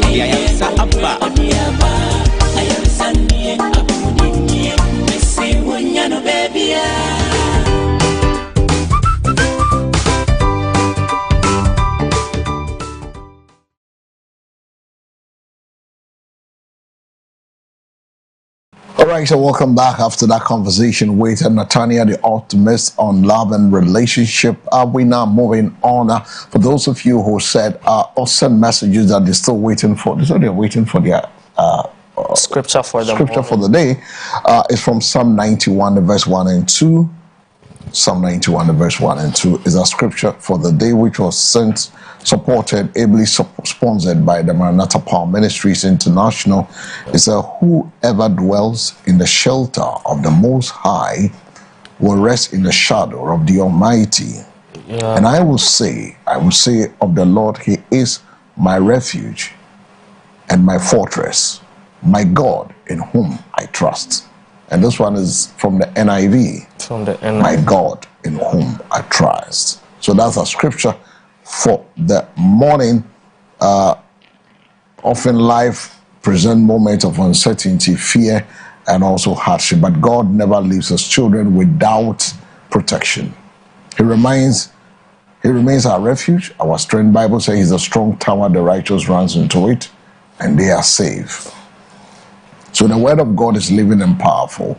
It searches the deepest part of our hearts and reveals our true thoughts and desires and transform us into the people God has called us to be. If you read the book of Hebrews, the chapter 4, the verse 12, as you meditate on His word today, allow it to strengthen your faith and guide your discussions and your decisions. Let the word of God dominate that. Yeah. So that's a scripture for the morning. And so whatever you carry, bringing it before the Lord is in prayer. The Bible assures us in the book of Job, the chapter 5, the verse 8 to 12, that God performs great and unsearchable things. It frustrates the plans of the wicked and upholds those who trust in Him, and makes a way where there seems to be no way. And I love John Miles' song. I said, God will make a way when there seems to be no way. He works in ways you cannot see. He will make a way for me. He will be my guide. Hold me closely to His side. With love and strength for each new day. He will make a way. He will make a way. So definitely God will make a way. No challenge is too great for our God. He is your defender, your protector, and your shelter. Stand firm in faith, knowing that Jehovah is mighty. He is. He is a mighty warrior, great in battles. Jehovah is His name. So you are warmly invited to fellowship with the Maranatha Power Ministries International. Megaro night, 10 p.m. today. Come and experience the mighty, a night of faith and prayer. Makapasaya. Come, let's pray together. Come, let's hold hands together. Let's pray together. A powerful worship awaits. Hello, good morning. Good morning.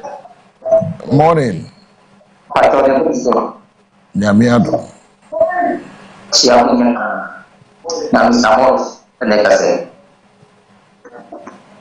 I'm okay here. You make an answer. Done for. Or see it is. It is not an answer. On my paying man. Come on, what you do. Or catch it say. A good one. Who you get it is so bad. Or so they open the before. Over 2 years in the night. Or 30 years. 120. Now, there was some person who said, "Call that you receive a crowd. We see them here. Check out your mama. What would you dream was over here? It's one of majority. It is the whole people money.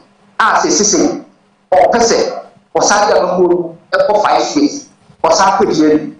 Hey, Papa, what you say now, the boy, I do power. Because assemblyman. 6 months president, 4 years president. What's happened after that 4 years? What's happened another 5 years? At the one, the camera, who will be a show. It's just a Papa here. The Ghana for young, 3 country one. I say this way, you. I give a prayer, I say, I'm a penal for the time. Sad dead, yeah. Now I can leave you all as what did not this time? A good for the chair. As a good for the assembly, and this is what. I check this for who are in the but don't say, we don't ever back the good castle. Now, if I find a report, tell me who you say, or my pay mamma.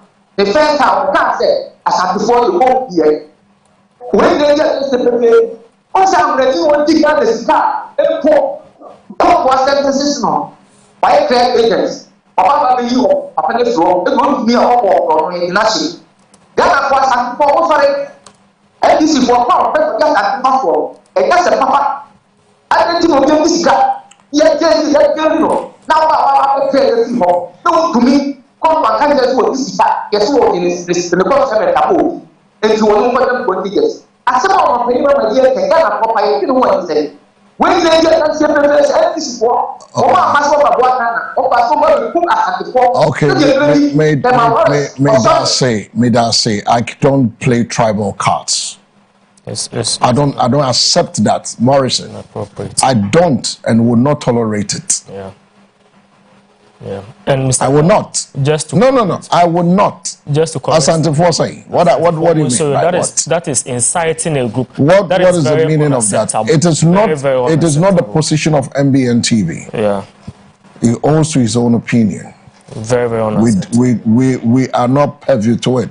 There are certain statements we don't allow on our network. Yeah. It is a old friend na only din komo and din komo but don't call us and be inciting others and saying things because you go listen to some people's view and try to throw it here. We will not accept it. Thank you. Yes. And just to correct something he said, the presidential term, increasing it from 4 years to 5 years, he's not staying for 5 years. Take effect from John Mahama. No one, Mr. Morris, John Mahama Abreso. It's a proposal. It has not been adopted. MPs are always here. MPs no so you increase some from 4 to 5 years. And your president no kwa. And the MPs ni president are always here in this 9th parliament and under this way 2025 to 2029. No, it is just 4 years. Please, Mr. Morris, please, when you call on this show, I have said here, when I am on this show and any untruth is peddled, I will rebut. When I am on this show, you called, there were times you were making allegations against Semi Jenfi and I had to speak out. When you call in, we allow for, it is freedom of expression, we are in a democracy, but not to target a particular person or peddle untruth. Because as a media, we have the duty to also educate the public. We won't allow you to say things. There's somebody sitting somewhere who is not aware or not informed will act on what you are saying. It would have been irresponsible on our part as hosts for us to sit here and allow for some of these things. So when you call, please be responsible. Say your thing, do your politics, but don't incite, don't speak on truth. All right. Yeah. I think we're still moving on. We haven't a conversation for those of you who sent us your messages, just reminding you that tonight we have the Mega All Night that is coming off. You can join us, and we expecting you to join us on the Mega All Night tonight at 10 p.m. It's happening at the Maranatha Power Ministries International behind the Lekma Polyclinic, now Nungwa Polyclinic, 10 p.m. Don't leave home 10 p.m. Leave by 9, depending on your geographical location, so you can also join us and let's have that conversation. And also, just to clear this matter up, since returning to office, the John Mahama administration has made several judicial appointments across different levels of the judiciary. 7 justices of the Supreme Court were appointed and sworn into office in 2005 July after parliamentary approval. 21 justices of the Court of Appeal were sworn in in September 2025 to strengthen the appellate court. 37 High Court judges were sworn in October 2025. They include 31 Circuit Court judges, 5 private legal practitioners, and 1 state attorney. And in July 2026, the president also nominated 3 additional people for appointment to the Supreme Court. And they are Justice Sophia Rosetta Banasco Esan, Justice Edward Amwako Asante, and Tony Forsen, former president of the Ghana Bar Association. This nomination still requires parliamentary approval before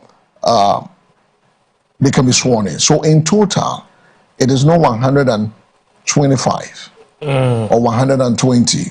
I'm trying to correct something that has been put up.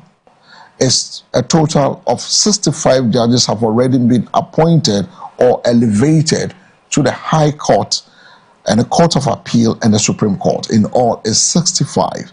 And under the President Mohammed's current administration, with 3 more Supreme Court nominations awaiting parliamentary approval. So if that is approved, then it means that 68 into various promotional areas. From the lower court to the higher court, to the appellate court, to the Supreme Court. So it is not that 120 or whatever is being peddled out there. Let's be decorum with our statement.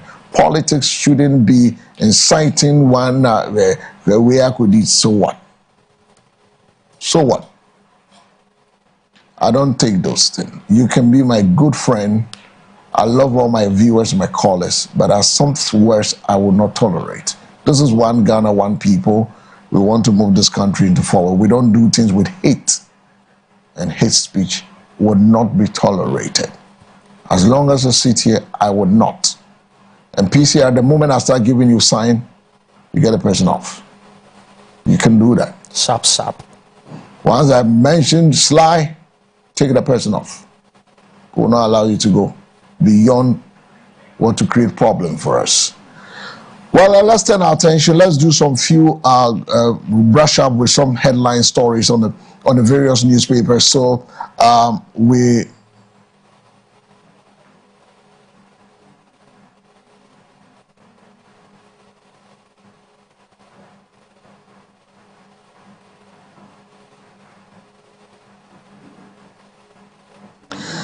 let's go straight away to the news headlines. Let's quickly run through some of the headlines quickly, and then we turn our attention to do other stuff. Daily Analyst has a story. Say MPP slams Sedinam Temaklo Akweta, alleges politicization of justice system, with a picture of Justin Kodia, the General Secretary. Security Service recruitment, over 6,000 applicants tested positive for cocaine. And that is where my heart bleeds. These are the things I want to talk about. Over how many? 6,000. 6,000 young men. Young men and women. Yeah, 6,000. 18 years to 25. They are doing hard drugs. This should be our worry. Serious worry. Government backs proposal to separate Attorney General from Ministry of Justice. I've said this. I'm an advocate for this. I'm a champion of this particular thing. Yes. So if it's coming, it's a constitutional review. It's a very necessary thing because you can't sit in cabinet and prosecute your own members. So please, I think this thing, I've been championing this for many years now. It's exciting to hear that now government backs the proposal to separate the Attorney General from the Justice Ministry. Good one there for us. Sedinam Temaklo's acquittal. AG to appeal Court of Appeal decision orders DPP to challenge ruling at the Supreme Court. So now we're going to the Supreme Court. Asamno and Naesa. Remember that she was accused. Sedinam Temaklo Ationu served as the Chief Executive Officer of the Microfinance and Small Loan Center, Maslock, from 2013 to 2017. And she was later charged with the alleged misappropriation of public funds and irregularities in the management of Maslock between 2013 and 2016. In 2019, she was assigned before the High Court on dozens of charges, which include conspiracy to stealing, causing financial loss to the state, causing loss to public property, money laundering, improper payment of public funds, breaches of the Public Procurement Act, unauthorized commitment resulting in financial obligation to the state. And during the trial, like Bernard explained earlier, she sought to travel for medical treatment. The High Court proceeded with a trial in her absence. In 2024, convicted her on a multiple count, sentencing her to 10 years imprisonment. She was later extradited from the United States to Ghana in June 2026, becoming the first person extradited from the U.S. to Ghana under the bilateral extradition treaty since 2009. On July 30th, the Court of Appeal acquitted and discharged Sedinam Temaklo Atienu, overturning her conviction and 10 years sentence. The three-member panel held that the prosecution failed to prove its case beyond reasonable doubt. The trial court did not properly apply the constitutional principles that every accused person is presumed innocent until proven guilty. The prosecution's handling of the case was also criticized in the court's 94-page judgment. Now, the latest development, the case is not yet over.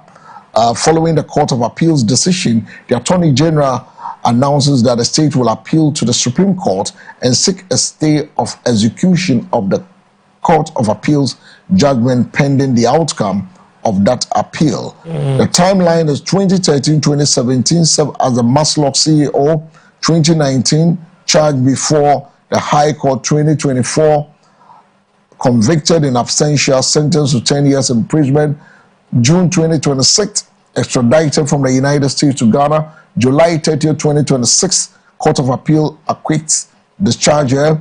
Attorney General has initiated an appeal to the Supreme Court. Let's take a listen to Dr. Dominic Ayine, the Attorney General and the Minister of Justice.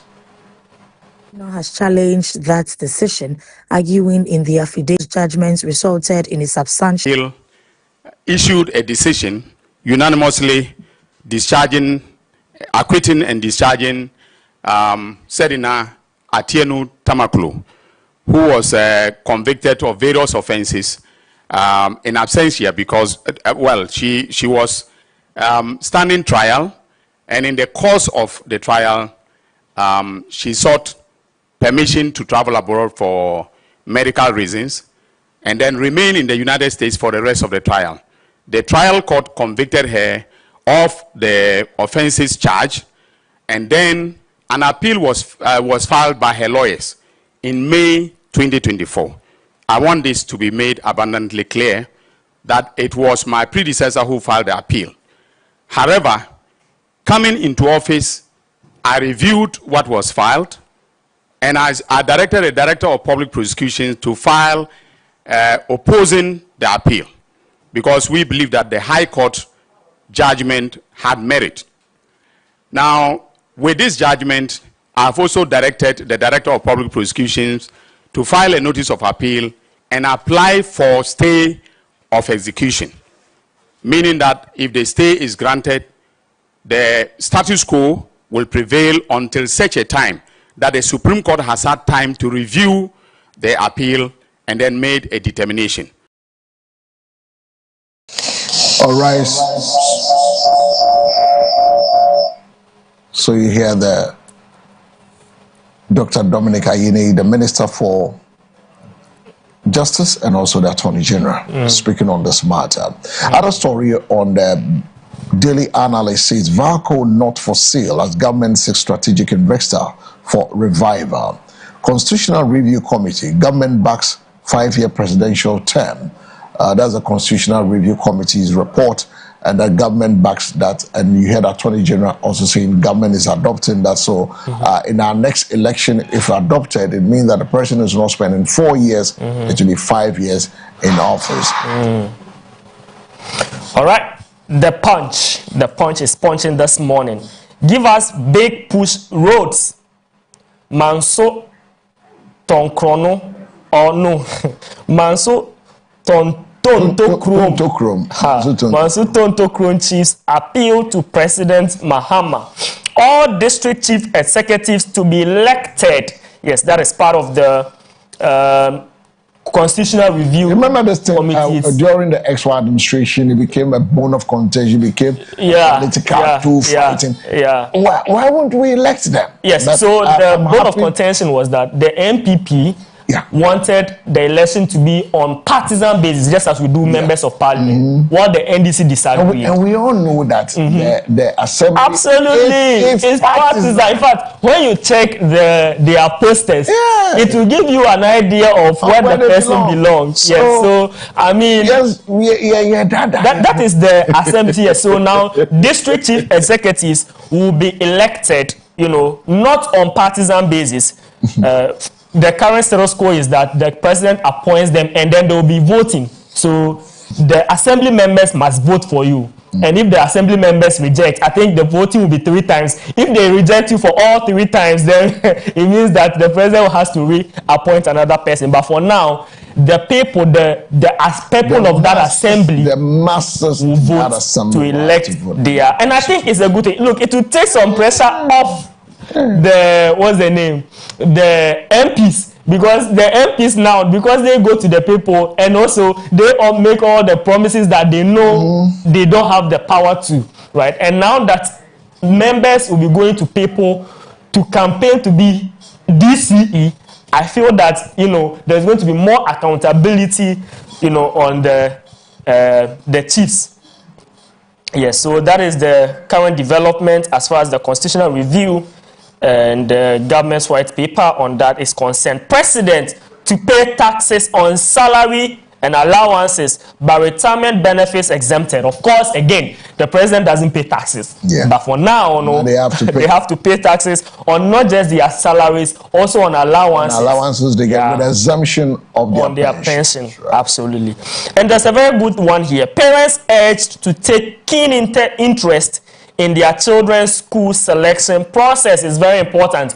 Don't allow your child to be doing the selection alone. You have to be interested, because you're not going to pay the fees and all of that, and it helps to prevent all the challenges that come after the placement is done. So parents kindly take note of that. Mankranso, yes, I'm finding it difficult to pronounce this one. Mankranso, NDC's chairman, Kobroni, DCE, and DCE deliver on campaign promise as Boating Chrome receives 16-seater toilet facility. Mr. L, these are the stories on the front page of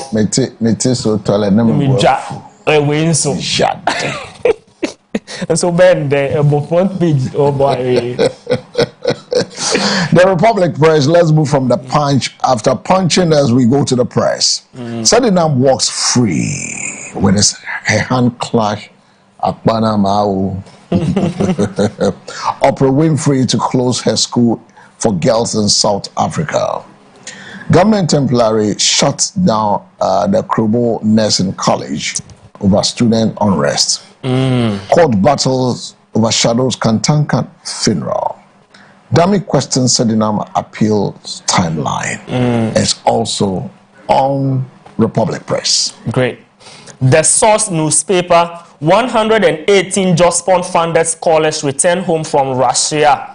That is on page 4 of the Source newspaper. NPP's first vice bid. Ahiagba outlines 6-point pledge. That is on page 2. He's currently the communications director. And he wants to be the first vice. Yes, I think, that is good politics. If you see that your opponent is strong, you would have to. Acquittal of Sedina, a mockery of justice. That is according to the MPP. Find that on page 3 of the Source newspaper. CRC report, that is the Constitutional Review Committee report. Government accepts 5-year presidential tenure. Again, let us emphasize, it doesn't begin with President Mahama. President Mahama will have just 4 years. Yes, so he's not going to be the one starting the 5-year term. It is going to be the next one, the person who will succeed President Mahama. And the final one on the Source newspaper, Bekwai MP executes multiple projects in constituency. That is on page 2. And there's an interesting quote here. The urge to blame is based on the fear of being blamed. Don Stone. Yes. Stories on the Source, Mr. L. The Daily Post has a picture of the former Maxlock CEO walking free as a court of appeal acquits discharge ex-Maxlock CEO Sedinam Temaklo Ationu. Parliament passes Ghana Cocoa Board bill to guarantee farmers 70% of FOB, free on board. Jaspon Group sponsor scholars are back. Those are the story on the Daily Analyst. All right, let me do the Insight newspaper. Great Ningo has no galamsey. Nene Asamoah rebuffs claims by MP Sam George. That is on page 3. Save the Nation urges Mahama to establish Kofi Annan Museum. Honorable Alhaji Ibrahim Abdul Rauf Tanko, a statesman of service, strategy, and grassroots leadership. That is some politics there for you. Naiwi Council of Elders directs public to channel official invitations through palace administration. That is on page 5. GSA cracks down on transport weighing scales, warns of 12,000 cedis fine. And the final one I'll take and also read a set of it. Valco not for sale.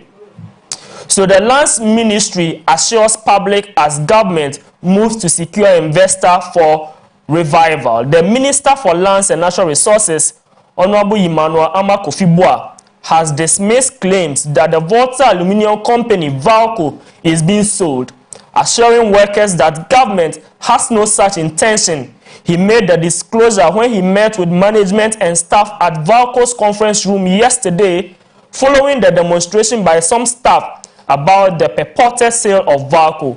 The minister said cabinet had only approved the search for a strategic investor to provide the capital needed to revive the struggling company. You can continue reading that story on page 2 of the Insight newspaper. Away from the Inside newspaper, let's take a look at the Business and Financial Times newspaper. BFNT says economy insulated but exposed to gold price swings. Faint sees inflation accelerating to 8.8% by the year end. Page 2 has details of that story. And when it comes to the mobile money, 4.1 trillion transactions, 4.1 Ghana cedis trillion transactions fuels MTN Momo's digital push. Page 2 have that. In the conference, Company Secretary Summit establishes a new platform for governance continuity. The governance community is there. Page 2 has the story of the government Company Secretary Summit established new platform for governance community. Jaspon Group invests in the future. It's also the 118, right? Triple surplus, is a trade surplus triples to 148 billion cedis on gold export boom. Total trade reaches 654.7 billion Ghana cedis. Page 3 has a story. Then Haptel leadership visit Amazon's global headquarters to deepen data AI collaboration. Stories on the Business and Financial Times. All right, let me take the Chronicle. Uproar over Sedinas acquittal, AG to appeal. And Valco not for sale, we brought you that story earlier, needs $700 million to retool. That is according to Emmanuel Amakofibua, Minister for Lands and Natural Resources. The big one on the front page of the Chronicle, guess what? Injunction on Apostle Sappho's funeral. Ajua Sappho rolls the dice. Yes, yeah, I'm a woman. So yes. But yesterday the funeral started. Yes, so there was an injunction on it, yeah, but they say Charlie court fast on it. It still started. Yes, and there's a quote here, as always, a Bible quote. 1 Corinthians, the 16th chapter, the 13th verse. Be watchful, stand firm in the faith, act like men, be strong. Yeah. Be strong. Now let's do the informal newspapers. And NACO proposes mandatory drug testing for schools and workplaces. NITA unveils 2026 National ICT Week to drive digital innovation and investment. In this issue, Koku Anidoho delivers at KNUST today. Supreme Court backs OSP's independence, says it can prosecute and discontinue cases. Leverage PPP to finance infrastructure projects. That's a private partnership, right? Government told. Quit party or lose your job. Quit. It's party post. Or lose your job. Obey politics now. Koye politics. They die. Oh, your headmaster now. They be all posting politics. GTech warns tertiary institution heads. Delegate system crashed. SC orders 1 member, 1 vote. I'll ask you a question in relation to this. No problem. After the newspaper review. But let me ask you so that you start thinking about it. Do you think that this, as in everybody, every card-bearing member in good standing of party, voting to elect their candidates will cure monetization of our politics? The answer is no. Anyway. maybe when we come back, I'll give you reasons why. You give me reasons why you said no. All right. The new weekend crusading guide. Abdul Rauf Tanko's journey in Ghanaian politics, a lifetime of leadership. See page 10 for that one. Goldfields Eyes Takwa Lease renewal reaffirms commitment to sustained economic growth. Parliament thumbs up NPA reforms, backs authorities' role in driving economic policy. 2025 scholarship. Outrage intensifies over scholarships for minors and Canada twins. All right. Is Anand Ankuma right? Hey, it's been a while. Changing the arithmetic doesn't change the ethics. Abba, I love it, Ankuma. I will certainly go and look for this too. Right? Let me take that again. Changing the arithmetic doesn't change the ethics. That is a lawyer of great standing for you. NPP. What is that? What is that? Is it Pupu's? NPP Pupu's appeal court verdict on Sedina Tamaklo calls it travesty of justice. Comes with a picture of Justin Kodia Frimpong, current General Secretary, seeking re-election. And the big one here, next presidential term to run for 5 years as cabinet releases position paper on Constitution Review Committee's report. Stories on front page of the New Weekend Crusading Guide. Away from the New Weekend Crusading Guide, let's do the Metro Lens. It's also almost having the same stories, but the only different story there has to do with Parliament comments NPA's regulatory reforms, and also I think I hear best one Sedinam is also there. 2025 scholarship raw. Canada-based minors, twins spark questions. Page 11 has a story on the Metro Lenses. All right, the national voice. The NPP needs Boachie Jakun. That is on page 10 of the national voice. NPP condemns Maslog boss acquittal, calls appeal court verdict a travesty of justice, alleges political interference, and demands Untumi's freedom. Hey, this is plenty demands in one. Let me take that again. NPP calls appeal court verdict a travesty of justice, alleges political interference while demanding Chama Untumi's freedom. Richard Ahiagba declares bid for NPP first vice chair, promises ideological renewal. I love that. Stronger party structures and 2028 election victory. Looks like most of the stories on this front page are NPP related. Stories on the front page of the National Voice. The National Voice. All right, so away from the National Voice, now let's do the Ghanaian Times. The Ghanaian Times has the picture of Sedinam Tamaklo on the front page, the former Maslok CEO, and as a court of appeal acquits former Maslok boss, but AG heads to Supreme Court. Government backs 5 years presidential term. VACO not for sale with a picture of the land minister, Emmanuel Ama Kofi Boa. Jaspon invests in human capital for national development. Welcome 118 sponsored graduates home. Leshego Ghana delivers strong Q1 2026 results. Stories on the Ghanaian Times. The Daily Guide. Wontumi appeals unreasonable conviction. Story on page 6. Adwasafo Berry's father. Yes, comes with a picture of people in red and black signaling grieving. 93 million Ghana cedi down the drain. Court of Appeal frees Sedina Tamaklo. See story on page 3. Government backs 5-year presidential term and 35 years age limit. So now persons 35 can contest to lead the country as president. Cyber fraud ring busted. 17 arrested, 85 rescued. That is on page 6 of the Daily Guide. Stories on the front page. The Daily Gist. Who took $1 million bribe from ex-tour boss standing trial in the U.S. with a question mark? Appeals court frees NDC thief, Sedina jail 10 years.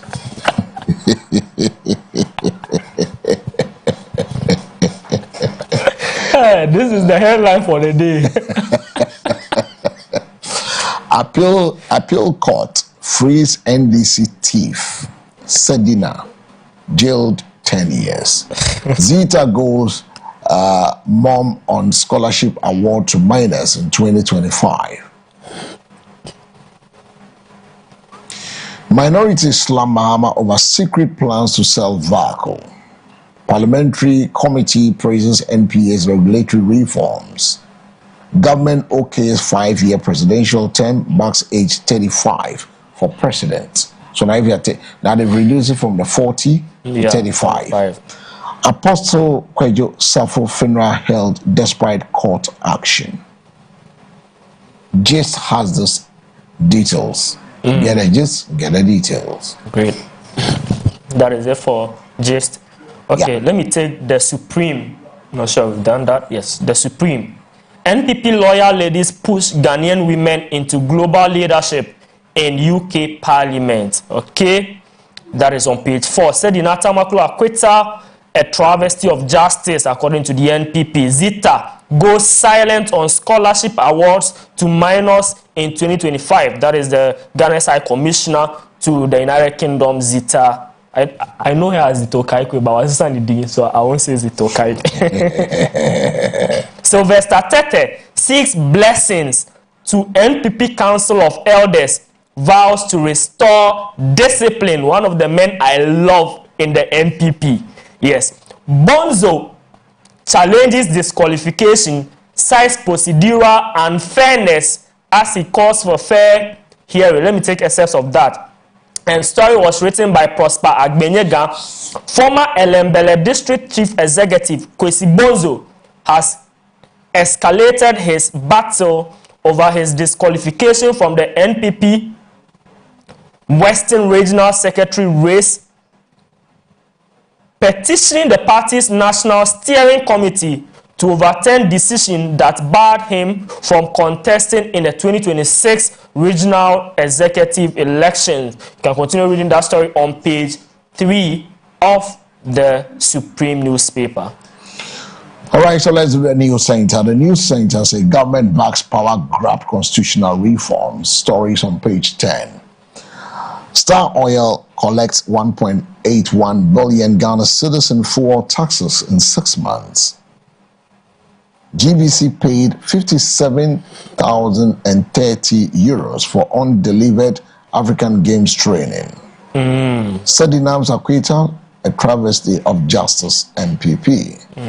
Government makes mockery of CRC report, rejects major reforms aimed at creating stronger safeguards against political interference. Those are the stories on the News Center newspaper this morning. I have the Daily Statesman. Constitutional reform agenda takes shape.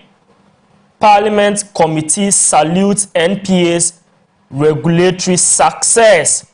Professor Bobkin, power outages signal weakening state capacity. And NDC anti-corruption narrative crumbles as Sedina Tamaklo walks free.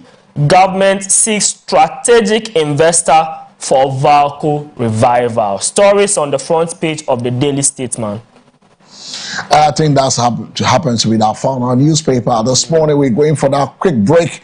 When we return, we have some more conversation coming up with you, and then also engaging you to share your thoughts. What do you make of Sedina being acquitted and discharged from the appellate court, and also AG's position on going appealing for stay of execution, and that has to go to the Supreme Court in a tree balance, baby Andrea. Then we'll also be turning our attention to look at the expansion of the Electoral College by the Supreme Court, that one member, one vote. Okay. Would that reduce vote buying? I would say no. That we'll talk about it when we come back from the break. But you can share your thoughts with us on 053-715-8638 via WhatsApp, SMS 053-715-8368. And also you can also join us right after we come back from the break, and let's have more conversation. Today is Friday. It's a freaky, funky Friday. Yeah. So let's do it together. We'll be back after the break.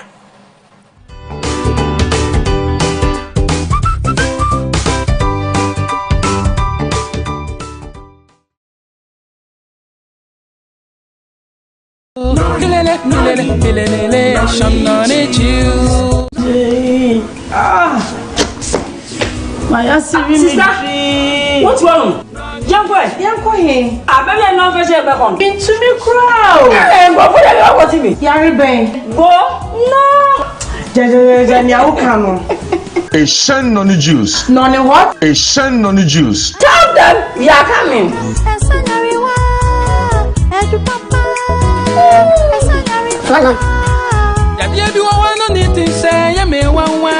Gucci, I have a surprise for you.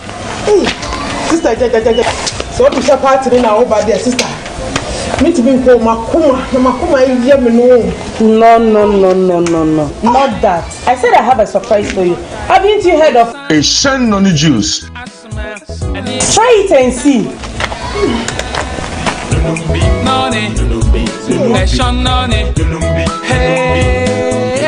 Now only Peters Biao. Peters Ben. Sister, Mrs. Movie Mudi, me Peters Biao, no, my mama, no, my son.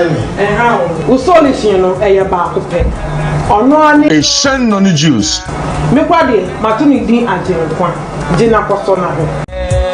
Outside of all times, a shen on the juice.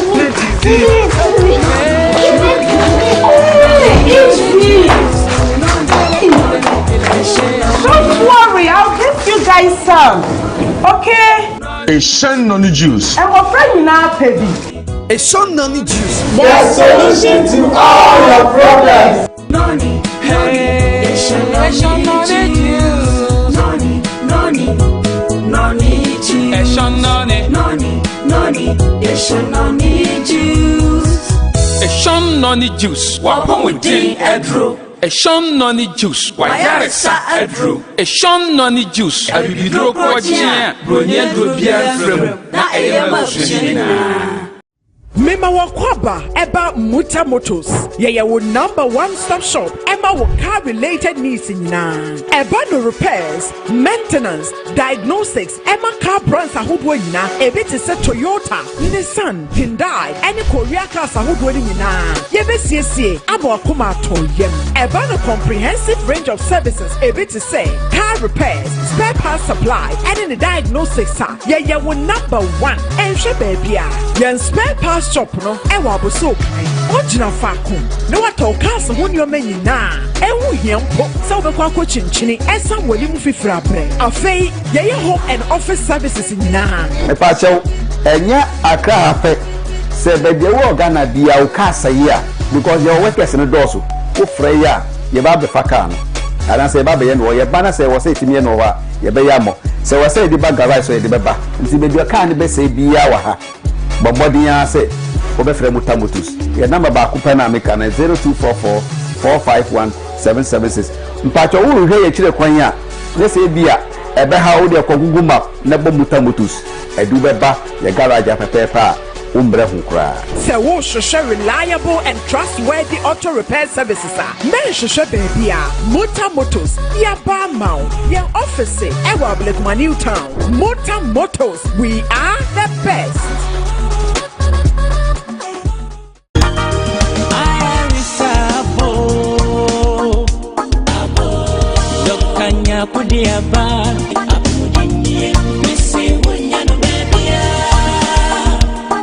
Have you been struggling with a health condition for years or tried different treatments but nothing seems to work?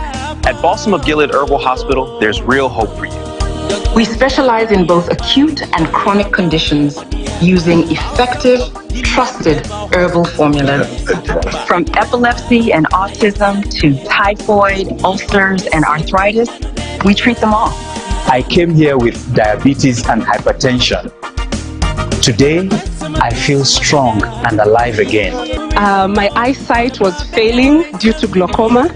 Now, I see clearly again. Stroke recovery is possible here. We combine therapy and herbal treatment for results. Dr. Michael Nyako, CEO of Balsam of Gilead Herbal Hospital. Balsam of Gilead Herbal Hospital, we have been in existence for about 33 years. We treat chronic diseases like cancer, breast cancer, cervical cancer, liver cancer, all sorts of cancers. We treat diabetes, whether that's diabetes soft. We do treat hypertension and a lot of chronic diseases. That's what we do treat.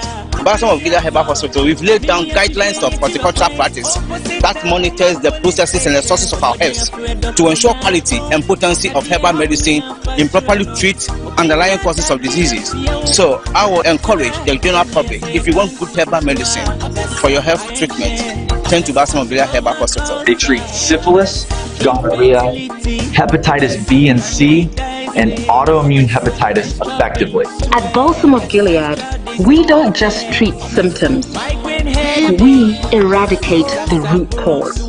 After years of infertility, we finally have our baby. All thanks to Balsam of Gilead's fibroid treatment. No surgery needed. This diabetic sore wouldn't heal for months, but now it's completely gone. We treat lipedema, chronic sores, cancer sores, and many more complex conditions. I was losing hope with prostate issues, but now I feel renewed and confident again. We ensure purity and potency in every single batch we produce. We blend traditional herbal knowledge with modern medical science to restore life. We are an award-winning herbal hospital dedicated to giving you the best results. If you've tried everything else, don't give up. Come to Balsam of Gilead. There's hope here. Visit us opposite Darkman Police Station, Accra, until God's kingdom is established on earth, where no resident will say, I am sick.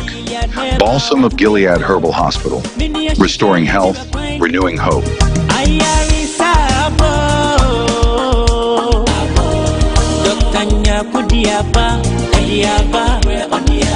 Balsam of Gilead Herbal Hospital.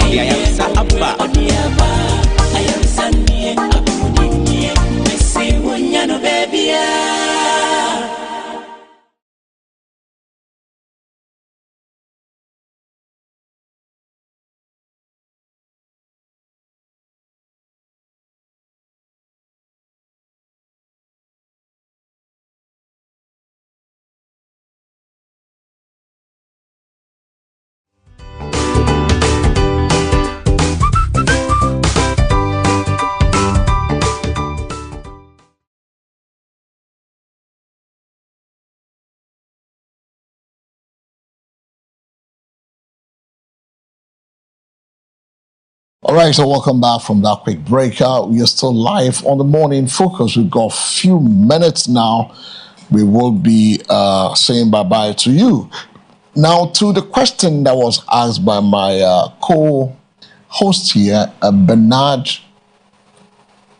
Agbemo Aduji, as to whether what the Supreme Court has asked, right? If it is possible to to cut off vote buying? Yeah. Was that a question? Yeah. Okay. I would say yes, it is possible, but it will require significant reforms by the parties themselves. A strong enforcement will be one of the key things to prevent the vote buying. Now, if all the party members are in good standing, that is what the law says, in good standing, are allowed to vote in internal election, the impact on vote buying could cut both ways. In the sense that a larger electorate, it is far more expensive and difficult to influence tens or hundreds of thousands of party members than a few hundred or 1,000 delegates. Now, the candidates may be encouraged to campaign on policies. This is the first change in it to bring you campaign on policies, competence, and grassroots engagement rather than targeting a small group with some gift or cash. So at least to curtail that, ordinary members could also have a greater say. In the sense that there's not some selected few that have greater says, making the process appear more democratic and more representative when it comes to that. Now, the question varies in two sections. Instead of buying the vote of delegates, candidates would attempt to distribute money or gift more widely.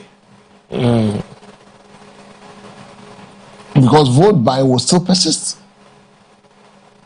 You understand? Vote buying will still persist. So what it would do is that it would throw gifts to a larger people, and if the parties and law enforcement do not investigate and punish electoral misconduct, changing the voting system alone may not stop the practice.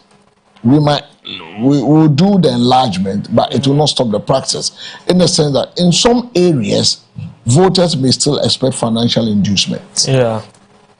Even in the national elections, they still give money. Absolutely. They still give money to people. Sometimes you'll be there and see some of the texts will come in, go and see so and so.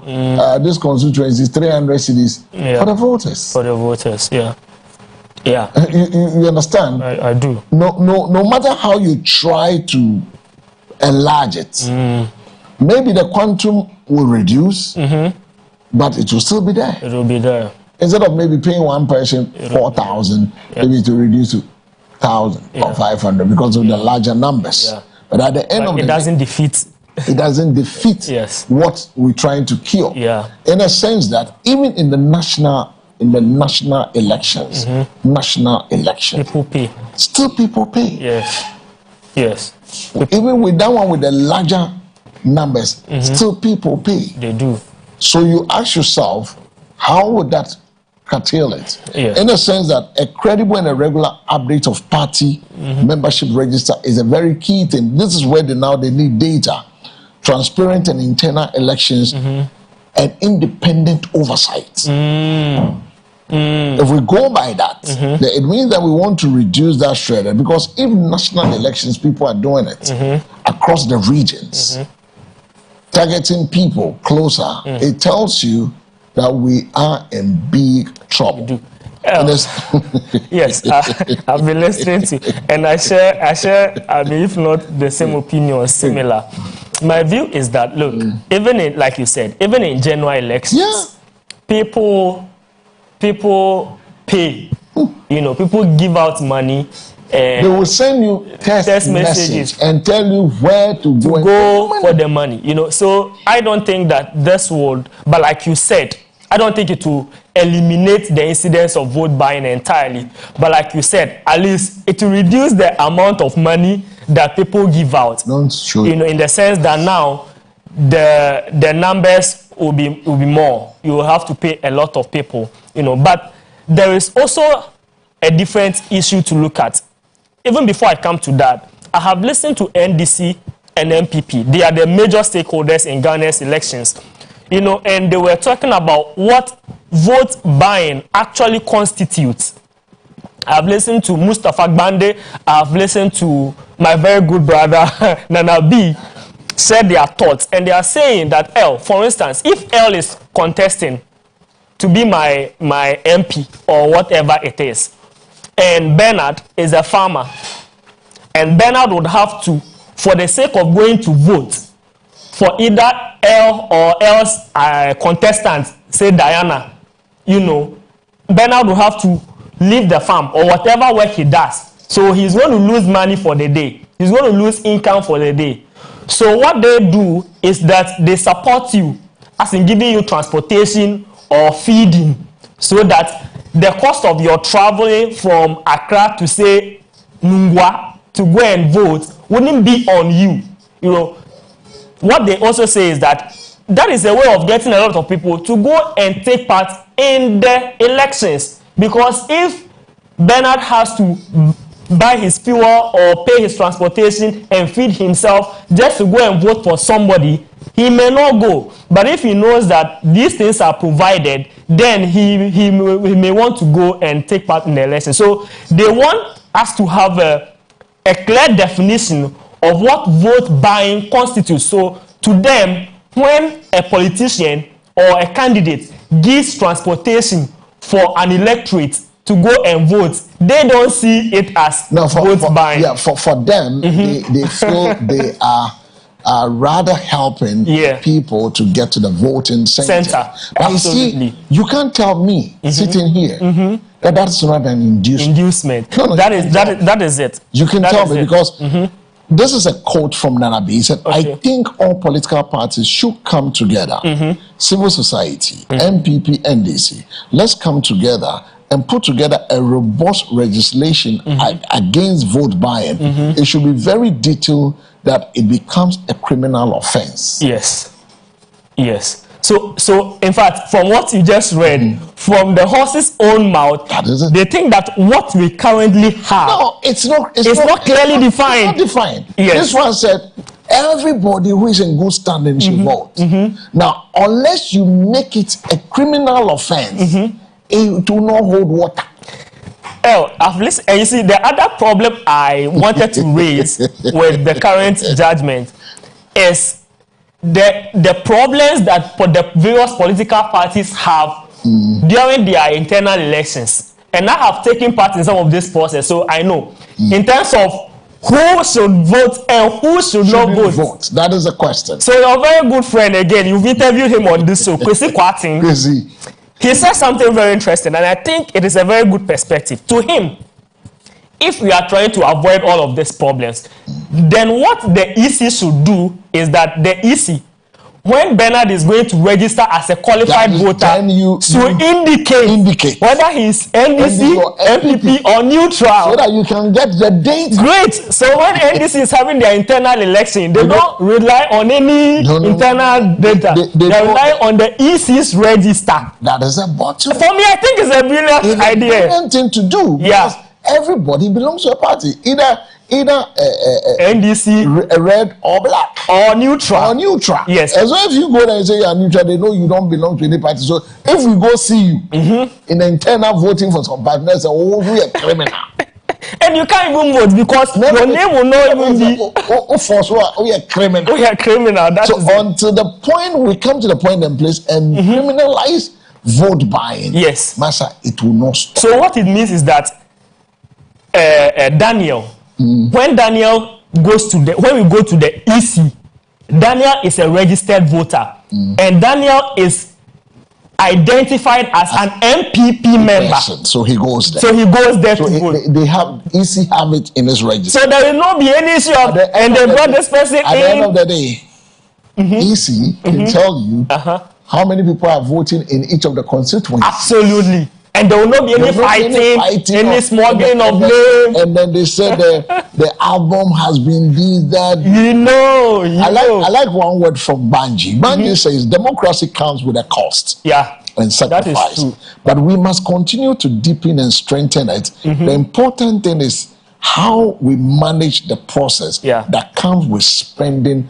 participation. It's true. How we manage the process. Yeah, the process. Me, and then expanding the participation is very key. It's very but key. The process is a key thing here. It's very key. So quite things, like you said, my good friend said, okay, EC, when I'm coming to register, ask me my political affiliation. And then you create the album for that. Yeah. So every constituency will have the people they know belongs to A or B or C or D. Yeah. If I'm neutral floating voter, I'm a floating voter. We decide who wins. Yes. Yeah, I belong to that party. When I posted this Kwesi Kwarteng's, view, and the friend asked the question, then there wouldn't be a need for an election because EC already knows how many people are registered MPP and how many people are. And I said no. No. There is no guarantee that if Bernard identifies as MPP, Bernard will vote for MPP in the election. That's the point. And it could change. It will change. That is why there are also people who are neutral. We have scattered blouse. Absolutely. Banji says the party will sit, read the judgment, understand all the issues the court has raised. After our lawyers explain the implication, we will come to an informed position on the way forward. Okay. Right now, both parties are joined around this same matter, thinking that, okay, what will be the next thing to do? You know the funny thing? The MPs, they are crying, pound. Because the amount of money you will spend it's not easy. Just to win election. And if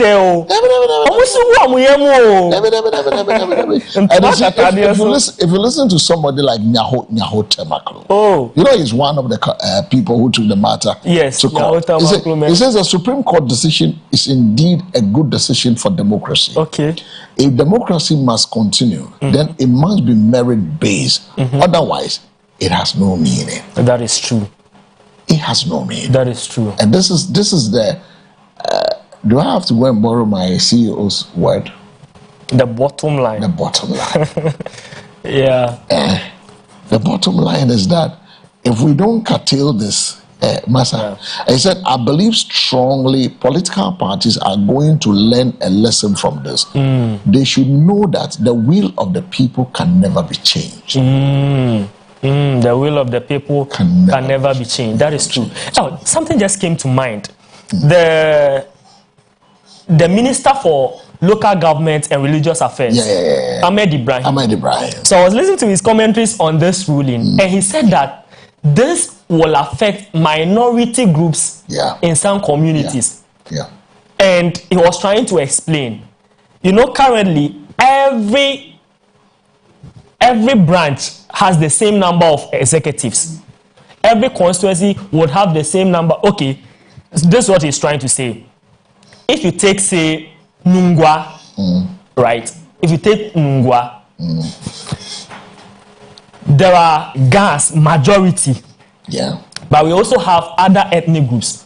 We have Evers there, we have Akans there, we have Kobos. It's a cosmopolitan area. But we have the majority of the people being Gans. So what Ahmed was trying to say is that if an Asante man wants to become an MP in Nungwa, the current judgment that every member will vote will affect the minority, being the Asante man, because the populace, the majority of the populace are Gans. Unlike when it is just executives. That is his view. So he feels that I mean, that is his expression. Yes. And I also have a problem with that. Yeah, because the point is that you cannot determine that. Yes. In the sense that there are people who are not indigent, but their character, the things they've done in those communities, the community even want them to lead them. And he was also alluding to the fact that tribe and ethnicity play a major role. No, it plays, but watch it. Now, let's watch something. Go to the eastern region. Okay. Go to the Ashanti region. Okay. Go to the Bono areas. Okay. Look at Greater Accra. Yeah. There are people from different ethnic groups. Oh, yes. Who have won seats. Absolutely. Unlike some entrenched regions that it has to be this person. Yes. Just a few. Yes. But the majority of the populace don't care whether his mother is Kojo or the father is Ama. Yes. Bernard Dalla won election in Ashanti region. What they care is who had the pedigree, who can help them involved, who can help them bring that development they've been yearning for, who has stayed with them, bonded, know the nitty-gritties, the culture of the people. They don't care. Like Jamal will know winning Akwetia. That is true. That is it. He can come to Nima and come and win Ayahuasca East. You understand? But here is the case. There is just some few areas that you have that ethnic card playing. Yes. But 90% you won't get it played. And that's why people like the man from Yendi, he won in Yendi, he lost in Yendi, he came to Medina. Oh yes, Boniface. Boniface to win. Yes. You understand? Yeah. So there are certain areas they don't care whether you are from Kominini or Kominini. And that is a level other places will have to start thinking. We have kept our own people there for all this year. What change have they brought? Yeah, great question. Because that acquaintances and that familiarity is not bringing development. But if I know that Kwesi can help me change, why not? Yeah. Those areas will have to now rethink. Yeah. Now, it shouldn't be from my tribe to lead. Yeah. Because my tribe have led for how many years? 34, 40 years. What change has it brought to us? So now let's look beyond the status quo. Yeah. There are regions that people from other regions have stayed there. Some were not born there, but they've gone to stay there. They become like the people, and they lead the people and they vote for them. That discrimination is not there. So those areas rather should start thinking and start that discrimination and recoil and say, look, we all people, it doesn't matter whether where the person is coming from. The person because has what it takes. Look, you go to certain areas, even student politics, they play it on the tribal accounts. Oh yes, and it's sad. And it's very sad. Yeah. So we need to disabuse the minds of our people. We are the same people. It doesn't matter where you're coming from. If you have the leadership quality, and I always tell people that some can learn leadership, some are born leaders. Yeah. No matter where you put them, they will show it. And on merit, they will be leading unknowingly. Yeah. It happens. So why don't you give them the space to do it then? So I believe that this thing that we're doing, we should rather, I like the two sides. Let's sit down. Let's look at it holistically. If we have to make it like we did vigilantism as an offense, right? Yeah. If we have to criminalize it, let's criminalize it. And it will not go off, but it will minimize it. Because even now, like I said, national election, I can show you from years when election is coming up, where you can go pick money. Yes. Who you should speak to and pick money. We see people being in queue and the money is being shared. We see it. National election. So even if you expand it on the how do you call it, on the internal election, it will still happen. It will still happen until we criminalize it. It will not stop. Yeah, they'll tell you it's transport. It's true. So if you're giving 400 cities to 1,000 people, where did you get the money from? Where did you get the money? And that is the very important Where did you get the money from? Where did you get the money from? And what is the effect of that on our governance? Because and the person feels like what breeds corruption. Absolutely, the person feels like Charlie Mabwaka. People are doing Mabwaka. And they're winning election. That is why people are doing galamsey. Absolutely. That's why we destroy our water bodies. Yeah. They have to until we get to the level recover what they lost. So they have to go and bring what was the name, excavators and destroy the land and pick the gold from it and go and then melt it. And it's also the reason citizens cannot absolutely hold leaders accountable because you feel like like they have bought your vote. You've sold your birthright. Absolutely. So you've sold the 5 million Ghana cedis road for 50 cedis, peanuts. So you can't go and cry. That is why when they get the power, they put macho men around them. You can't even see them and say, hello, honorable. I thought to say for who are you? Oh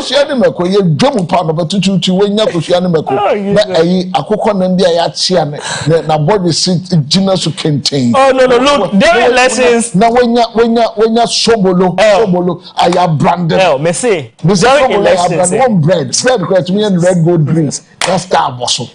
They treat delegates like they are gods. Look, if 4 people are contesting for the position, that's all. It's a competition. We malance now. We say now. My God. Christ will come down. But delegates, we are sorry, but it's for the greater good. It's for the greater they good. see it as their cocoa season. Oh yeah. Oh yeah, yeah. Oh, try lesson. Ding. Wow. Yeah. I pay what they pay. Yeah. Let's go for the. Wait, ni three more day pa omeska. I mean, I've listened to delegates. Wait, ni three more day omeska. Yeah, I see me see way. And I call No, look at the internal elections we covered recent. Oh yes, Brian's. You remember that thing? Yes, that Brian or this kind of Mobina. What's not so? Ken omo beche but e bi so aka ono so di ko ono mo bre champo na nka pese atuma opa. You remember the boy na nka pese atuma opa na so nipa na this kana koma no skanu medu ye nche ye ntie nto. Hey Jesus Christ. Oh my, Ghana is sweet, isn't it? Ghana is so sweet. Let me go to my first caller. Let me say a second caller. Let me say a very good morning to you. I think I've lost that caller, but to meet me afraid and beyond 053-715-8638 is the numbers. So what do you make of it? Are we able to curtail this? Oh, we will not be able to. Okay. We will not. Well, the calls comes and goes back. They keep dropping. But you can call us again 053-715-8638. Hello. Hey, Boga. Papa. It's a say. So. Oh, and then what can say, Mama, come from them? Amen. Abatron, the man who come into here, and no, 20 years, Papa, I pay a long time. So, Papa, Yama, which you would be on the side of Baku, now about to Baku, no one but you, who be a body TV. Now, was an anti-apple, no about no tea, and you also go about 2 percent Yawaki. Yebe tu yo beti ehon die na da court na se pa na kom no mabi omunye yi ahani die ma bo ma ba so pa Ghana yo so mi traka na wu a atimu da beti ma trem fi Ghana em form ni ya ko kete omunye no yi diem omunye ma wa mo no a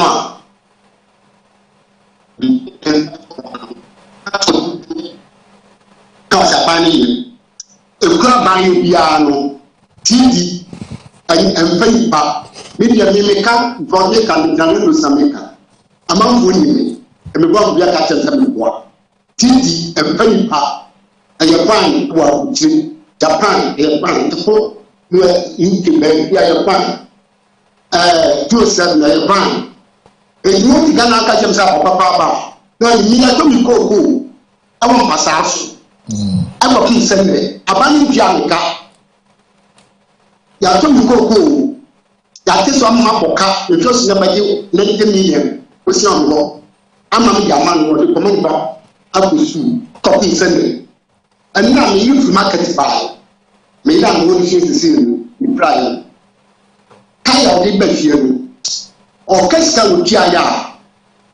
Papa go, dropping on the bench, with the flu of Kejetia, Dubai, and Kejetia market, Eba to the country of the cousin, one you make. When you be, it is not your people. So, about Papa, no, I'm going to get a year, maybe what was about Papa. Only you soon find that 7 minutes, yeah. You soon to find that because the president of Bahano. Minimum Grumpo, Ufrikata, Ikatia, you call Kalaji. Train in the fruit of cocoa, a good 200 mass. Can you hear a 3 year man? What you are new to Bayamana Papa, or not Papa Naka, or Yano Papa with you. I know you go to Papa, 1 year Papa, take Papa, who carry Papa for fruit. Who will be your Papa? All right. And young can just Papa. I buy a children a young. Mami children a young. No question of what try. And no question of what we are here. See a young. And no money. All right. Boga ye that's ya no pay. So Abeka yen Sunday wa dwintre afa ya homatro for you to 0537158638. Numbers are over to me. Hello, good morning, AB. Fine morning. It's the same. What's the name? AB Mitron Kapa to say. Yo. Akwitia for here. Obia we akwitia for chichia. Ye almost so papa. Panincha mano pe. Mbodi aduma. Makoto excavator ketwa bi. Ah, ode yele. Na me de eno me de shem bottom me dru won chen ya na ka dem de. Mate. Bibi aba fine why? Nyame adom nyame o. Mami chiama no pa mbodi aduma. Mami chiama ne yibra. Ene sister baby bi o mi chiama ani wadwuma efo nyina ni osofo. Baby bi o nchia nkoma. Mami chia ye president papa. Ye radon dramani mama. Yewra sami je fi baby bia wo nyame asumdwe nka wo baby bia wo nyame bebo ho bai ni omo be ye bia kwesi aga wo be di nkunim akọ wanim aboa ga na amai ma min ko ma asem so eya na million no pp4 kasa o aso mu ni oba yibo na eya na eya reho si ye ka aban papa ba na mo nti ase a aban papa ni se Odi Ghana sikabe mputunjuma ama Ghana fo. Ye nyina ye organ ha hwe wuntumi okwo ye ni interview also dan ba ko 100.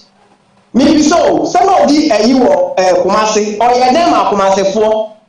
Market na o man fini to da money ma sima Kumasi fo na ne kai no. Na wuntumi wie ne cars kura de ne nkan cargo cars na 75. Oh, interview na kasa na kai o be yi gold e wo TV so de kire bo mebo a ne dan kura no se e chen we si e dan e chen o he o Kumasi wo ne dan wuntumi o na Kumasi fo na wo e wo san kukuru sika e ko bubu a judges for dan ko bo apana tan sika na tumi nya hwe fa ma Kumasi fo NDC amon to Abama no hospital kwa wo si dia mamo yewura Kennedy Jacob be kai ya mo atwe na no awo so mo ya bro mo pa de papa MPP won pa de pa asama na wo ka sia Kennedy Jacob na sa hospital mo tumi bi agenda one mo ji muska mo tumi si ba akokra wie mo tumi aye ende ba o nya na mo de ne ba no Pualugu dam sika hin no ko tuae o tumi ye sika dishos ye se no ni entendi nipa kakire bi na wo di addiction ni ato ayi so na petrol na so dollar na so eno no na ye magana for all se sika na mo say na wuntumi e ko say sase na onya sika pudo na nne obo no masa so o dan 100 no eduma be no ye no nya size ka no e store sa dan no e di ni nwa no makogo ebro chire na ni nwa no mo do so pa kuma se for de ahe de ko ye eno mo ni hu nipa wo ye di abro say na sama ba no machi na mo de ne compare maame no sanya maame no na sam no di ye no kwanya ka mo di atofo asen e ba be fa so ntro na won to ni general first no o di ye de to atofo asen so no enu bia no mo di maame no sa maame na ye boni a me mai so ye ndi so ondem nipa bia wo di boni a asotwe e de ma na wo tumi san sorry be gina wo ntunye chi na mo MPP for na kasa no wo di mo ntunye chi mo nya aburo mo ya aburo papa nya wo ntumi nko o Mesa mo akoso no mo di line mu na ye twa ho category issue e wo ho ye twa ho o man pani John Dramani mama sugar factory siwi mo ba ATS mo ko ho e first of them na ka mo ko ton ade so factory na si ho mo ni twa aja na wa ko mo tumi awie ba kumpo tesi ka na fa hin e na mo mama no so a e na we ko ho no ba ma dey ti na ma ye ko road na o ye mo be season ni na aburo ni be ye MPP mo pa de pa e fa mo my Ghana and now by papa bani e kan and now consumer to machine to gold eduma kra e to gold machine dudu we to me yira o ma so 500 and something fine mu chan tro mu de se no kra mu nka bi da na ba o mi so do meji president so da MPP never again Ghana for humo. All right, Ebi Adasi pay all the way from Akwetia. Okodi weekend na kuma ne hit Kosrosa. Government announces activities to mark 1 year since the helicopter crash. Good morning. Hello, good morning. Samuel. Ni Atram executive member NDC Enya Sotium. Thank you. my campaign manager. That's someone. I'm what to am when we need credit that. Inshallah. Oh, we win. Mashallah. What win? Say, you're back about the first issue. The most cases here, I said about my force. Naka, the court at the buy, both political parties. Naka, in say, on what you have team, about you are found. Now, and the force the Biambini and this force the Biambini. Then you know for Biambo to send a seven a subeti because Sebi, look one ideas about the Yapo Mami.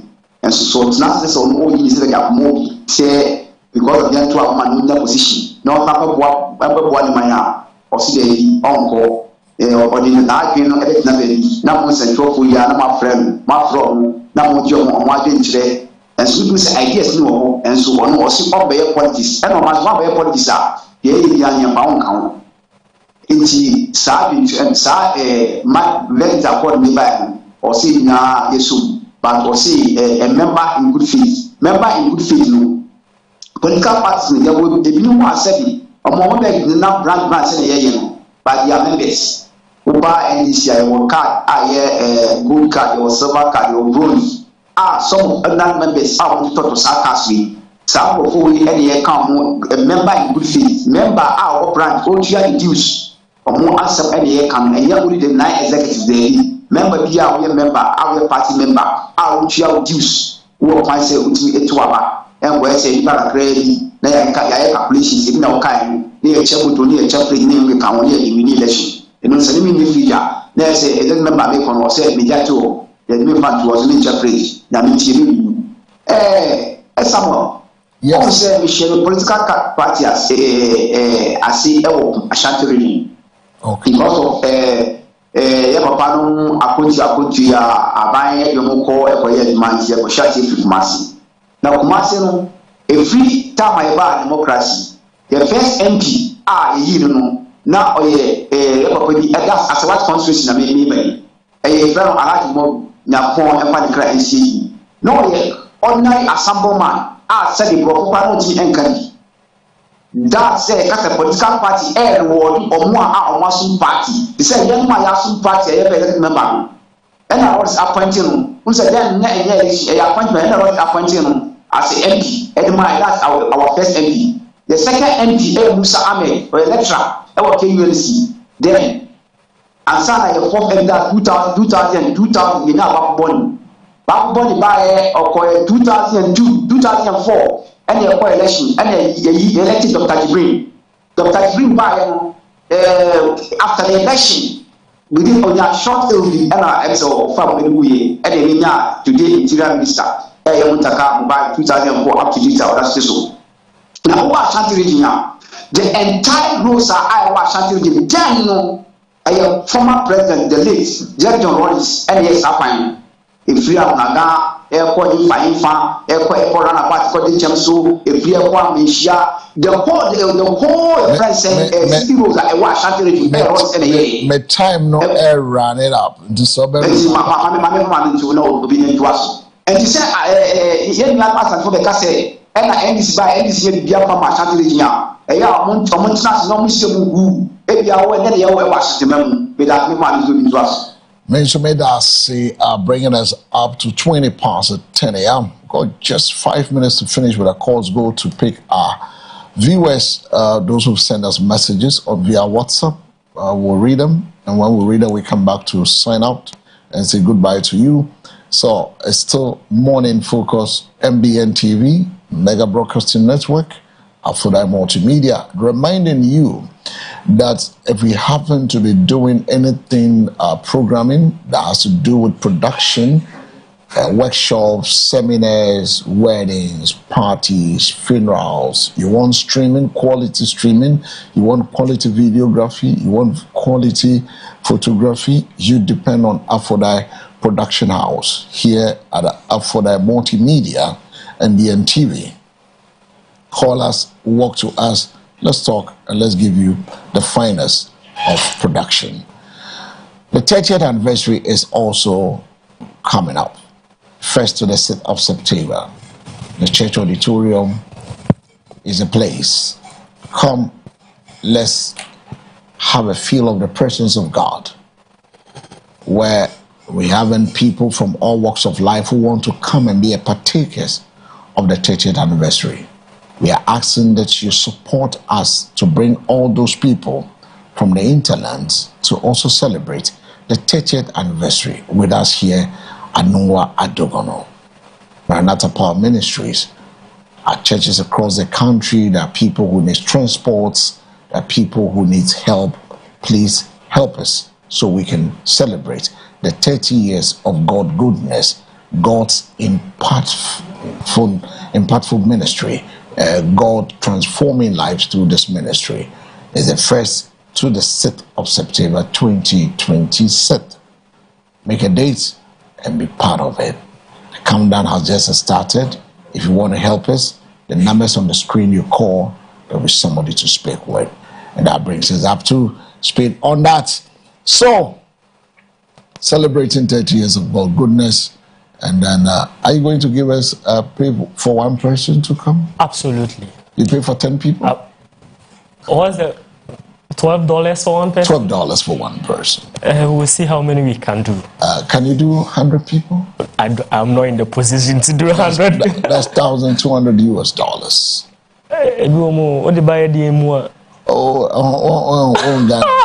I say it's your money. More 12 cities.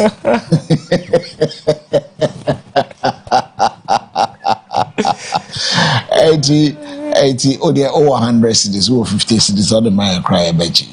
You went to an kakra. So you reach me on my celebrating the 30th anniversary with us. I mean, this has been a ministry that has imparted life. This is a ministry that has transformed life. It's giving meaning to life, purpose to people across the nation of Ghana, and still doing more. And we need support from every Tom, Dick, and Harry to do much more for the kingdom of God. I mean, God said, if you do it for your brother, you've done it for me. So do it for someone and become a blessing, that God will preserve you, God will protect you, God will bless you on the earth. That is what we are calling you to do. So come do that. Now let me turn my attention. Joining me this morning is Afrakuma Ntori. Afrakuma, good morning. Good morning. How are you doing? Great. So, Afrakuma, what are some of the messages that has come? If you quickly read them through for us, and then we can go. Okay, so as shown on the screen, we have 3 messages. And the first one says, good morning, I'm Eben from Kwabenya. For most of the recommendation by governments that presidents have to pay tax on salaries and allowances. But I against presidents appointing 5 people for one to be elected as chief executive, as MC or DCE. It should be open for all to be elected, period. He says, greetings to Honorable Julius Deborah, Chief of Staff, Honorable Peter Kwesi Mensah of Tema Shipyard, and Honorable MC Agbo of Ga East. And this one also says, even though there's courts, even though there is court's injunction on the Apostle Kojo Safo's funeral, I hear it's still happening as I type. Does that mean the law isn't effective? That's what this one is also asking. And the last one says, Capito Gosu Mensah, it's time for the MPP to work hard and come together as team so that 2028 will be easy and a massive win for the party, because JDM and the NDC has already failed regards to Dr. Mahamudu Bawumia, Honorable Mavis Hawa Kumsin, and Justin Frimpong Kodia. So these are the messages for today.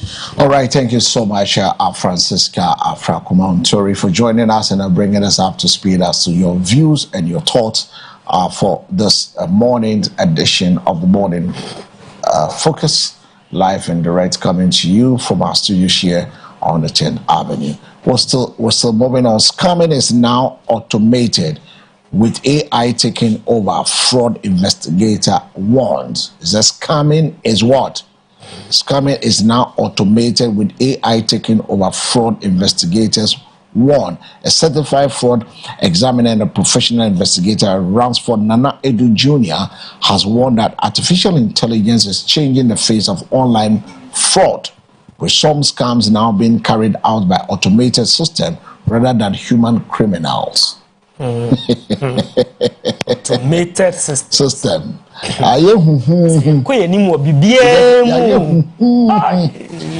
There's ultimate now. I send a message, so your company no a recruit. See. Into press a link we Jimmy no.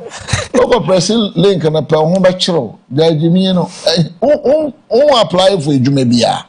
Near the link I bet was a press. Now also, as I said, Ubezo Bo in Yako Humanti.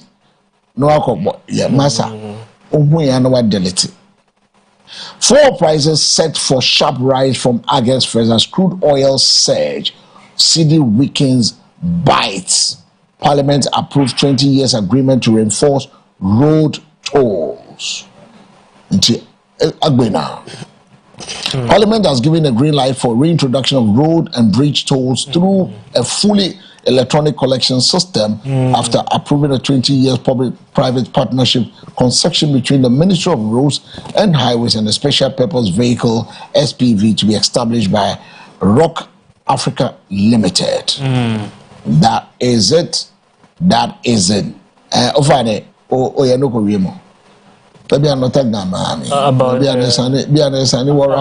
road to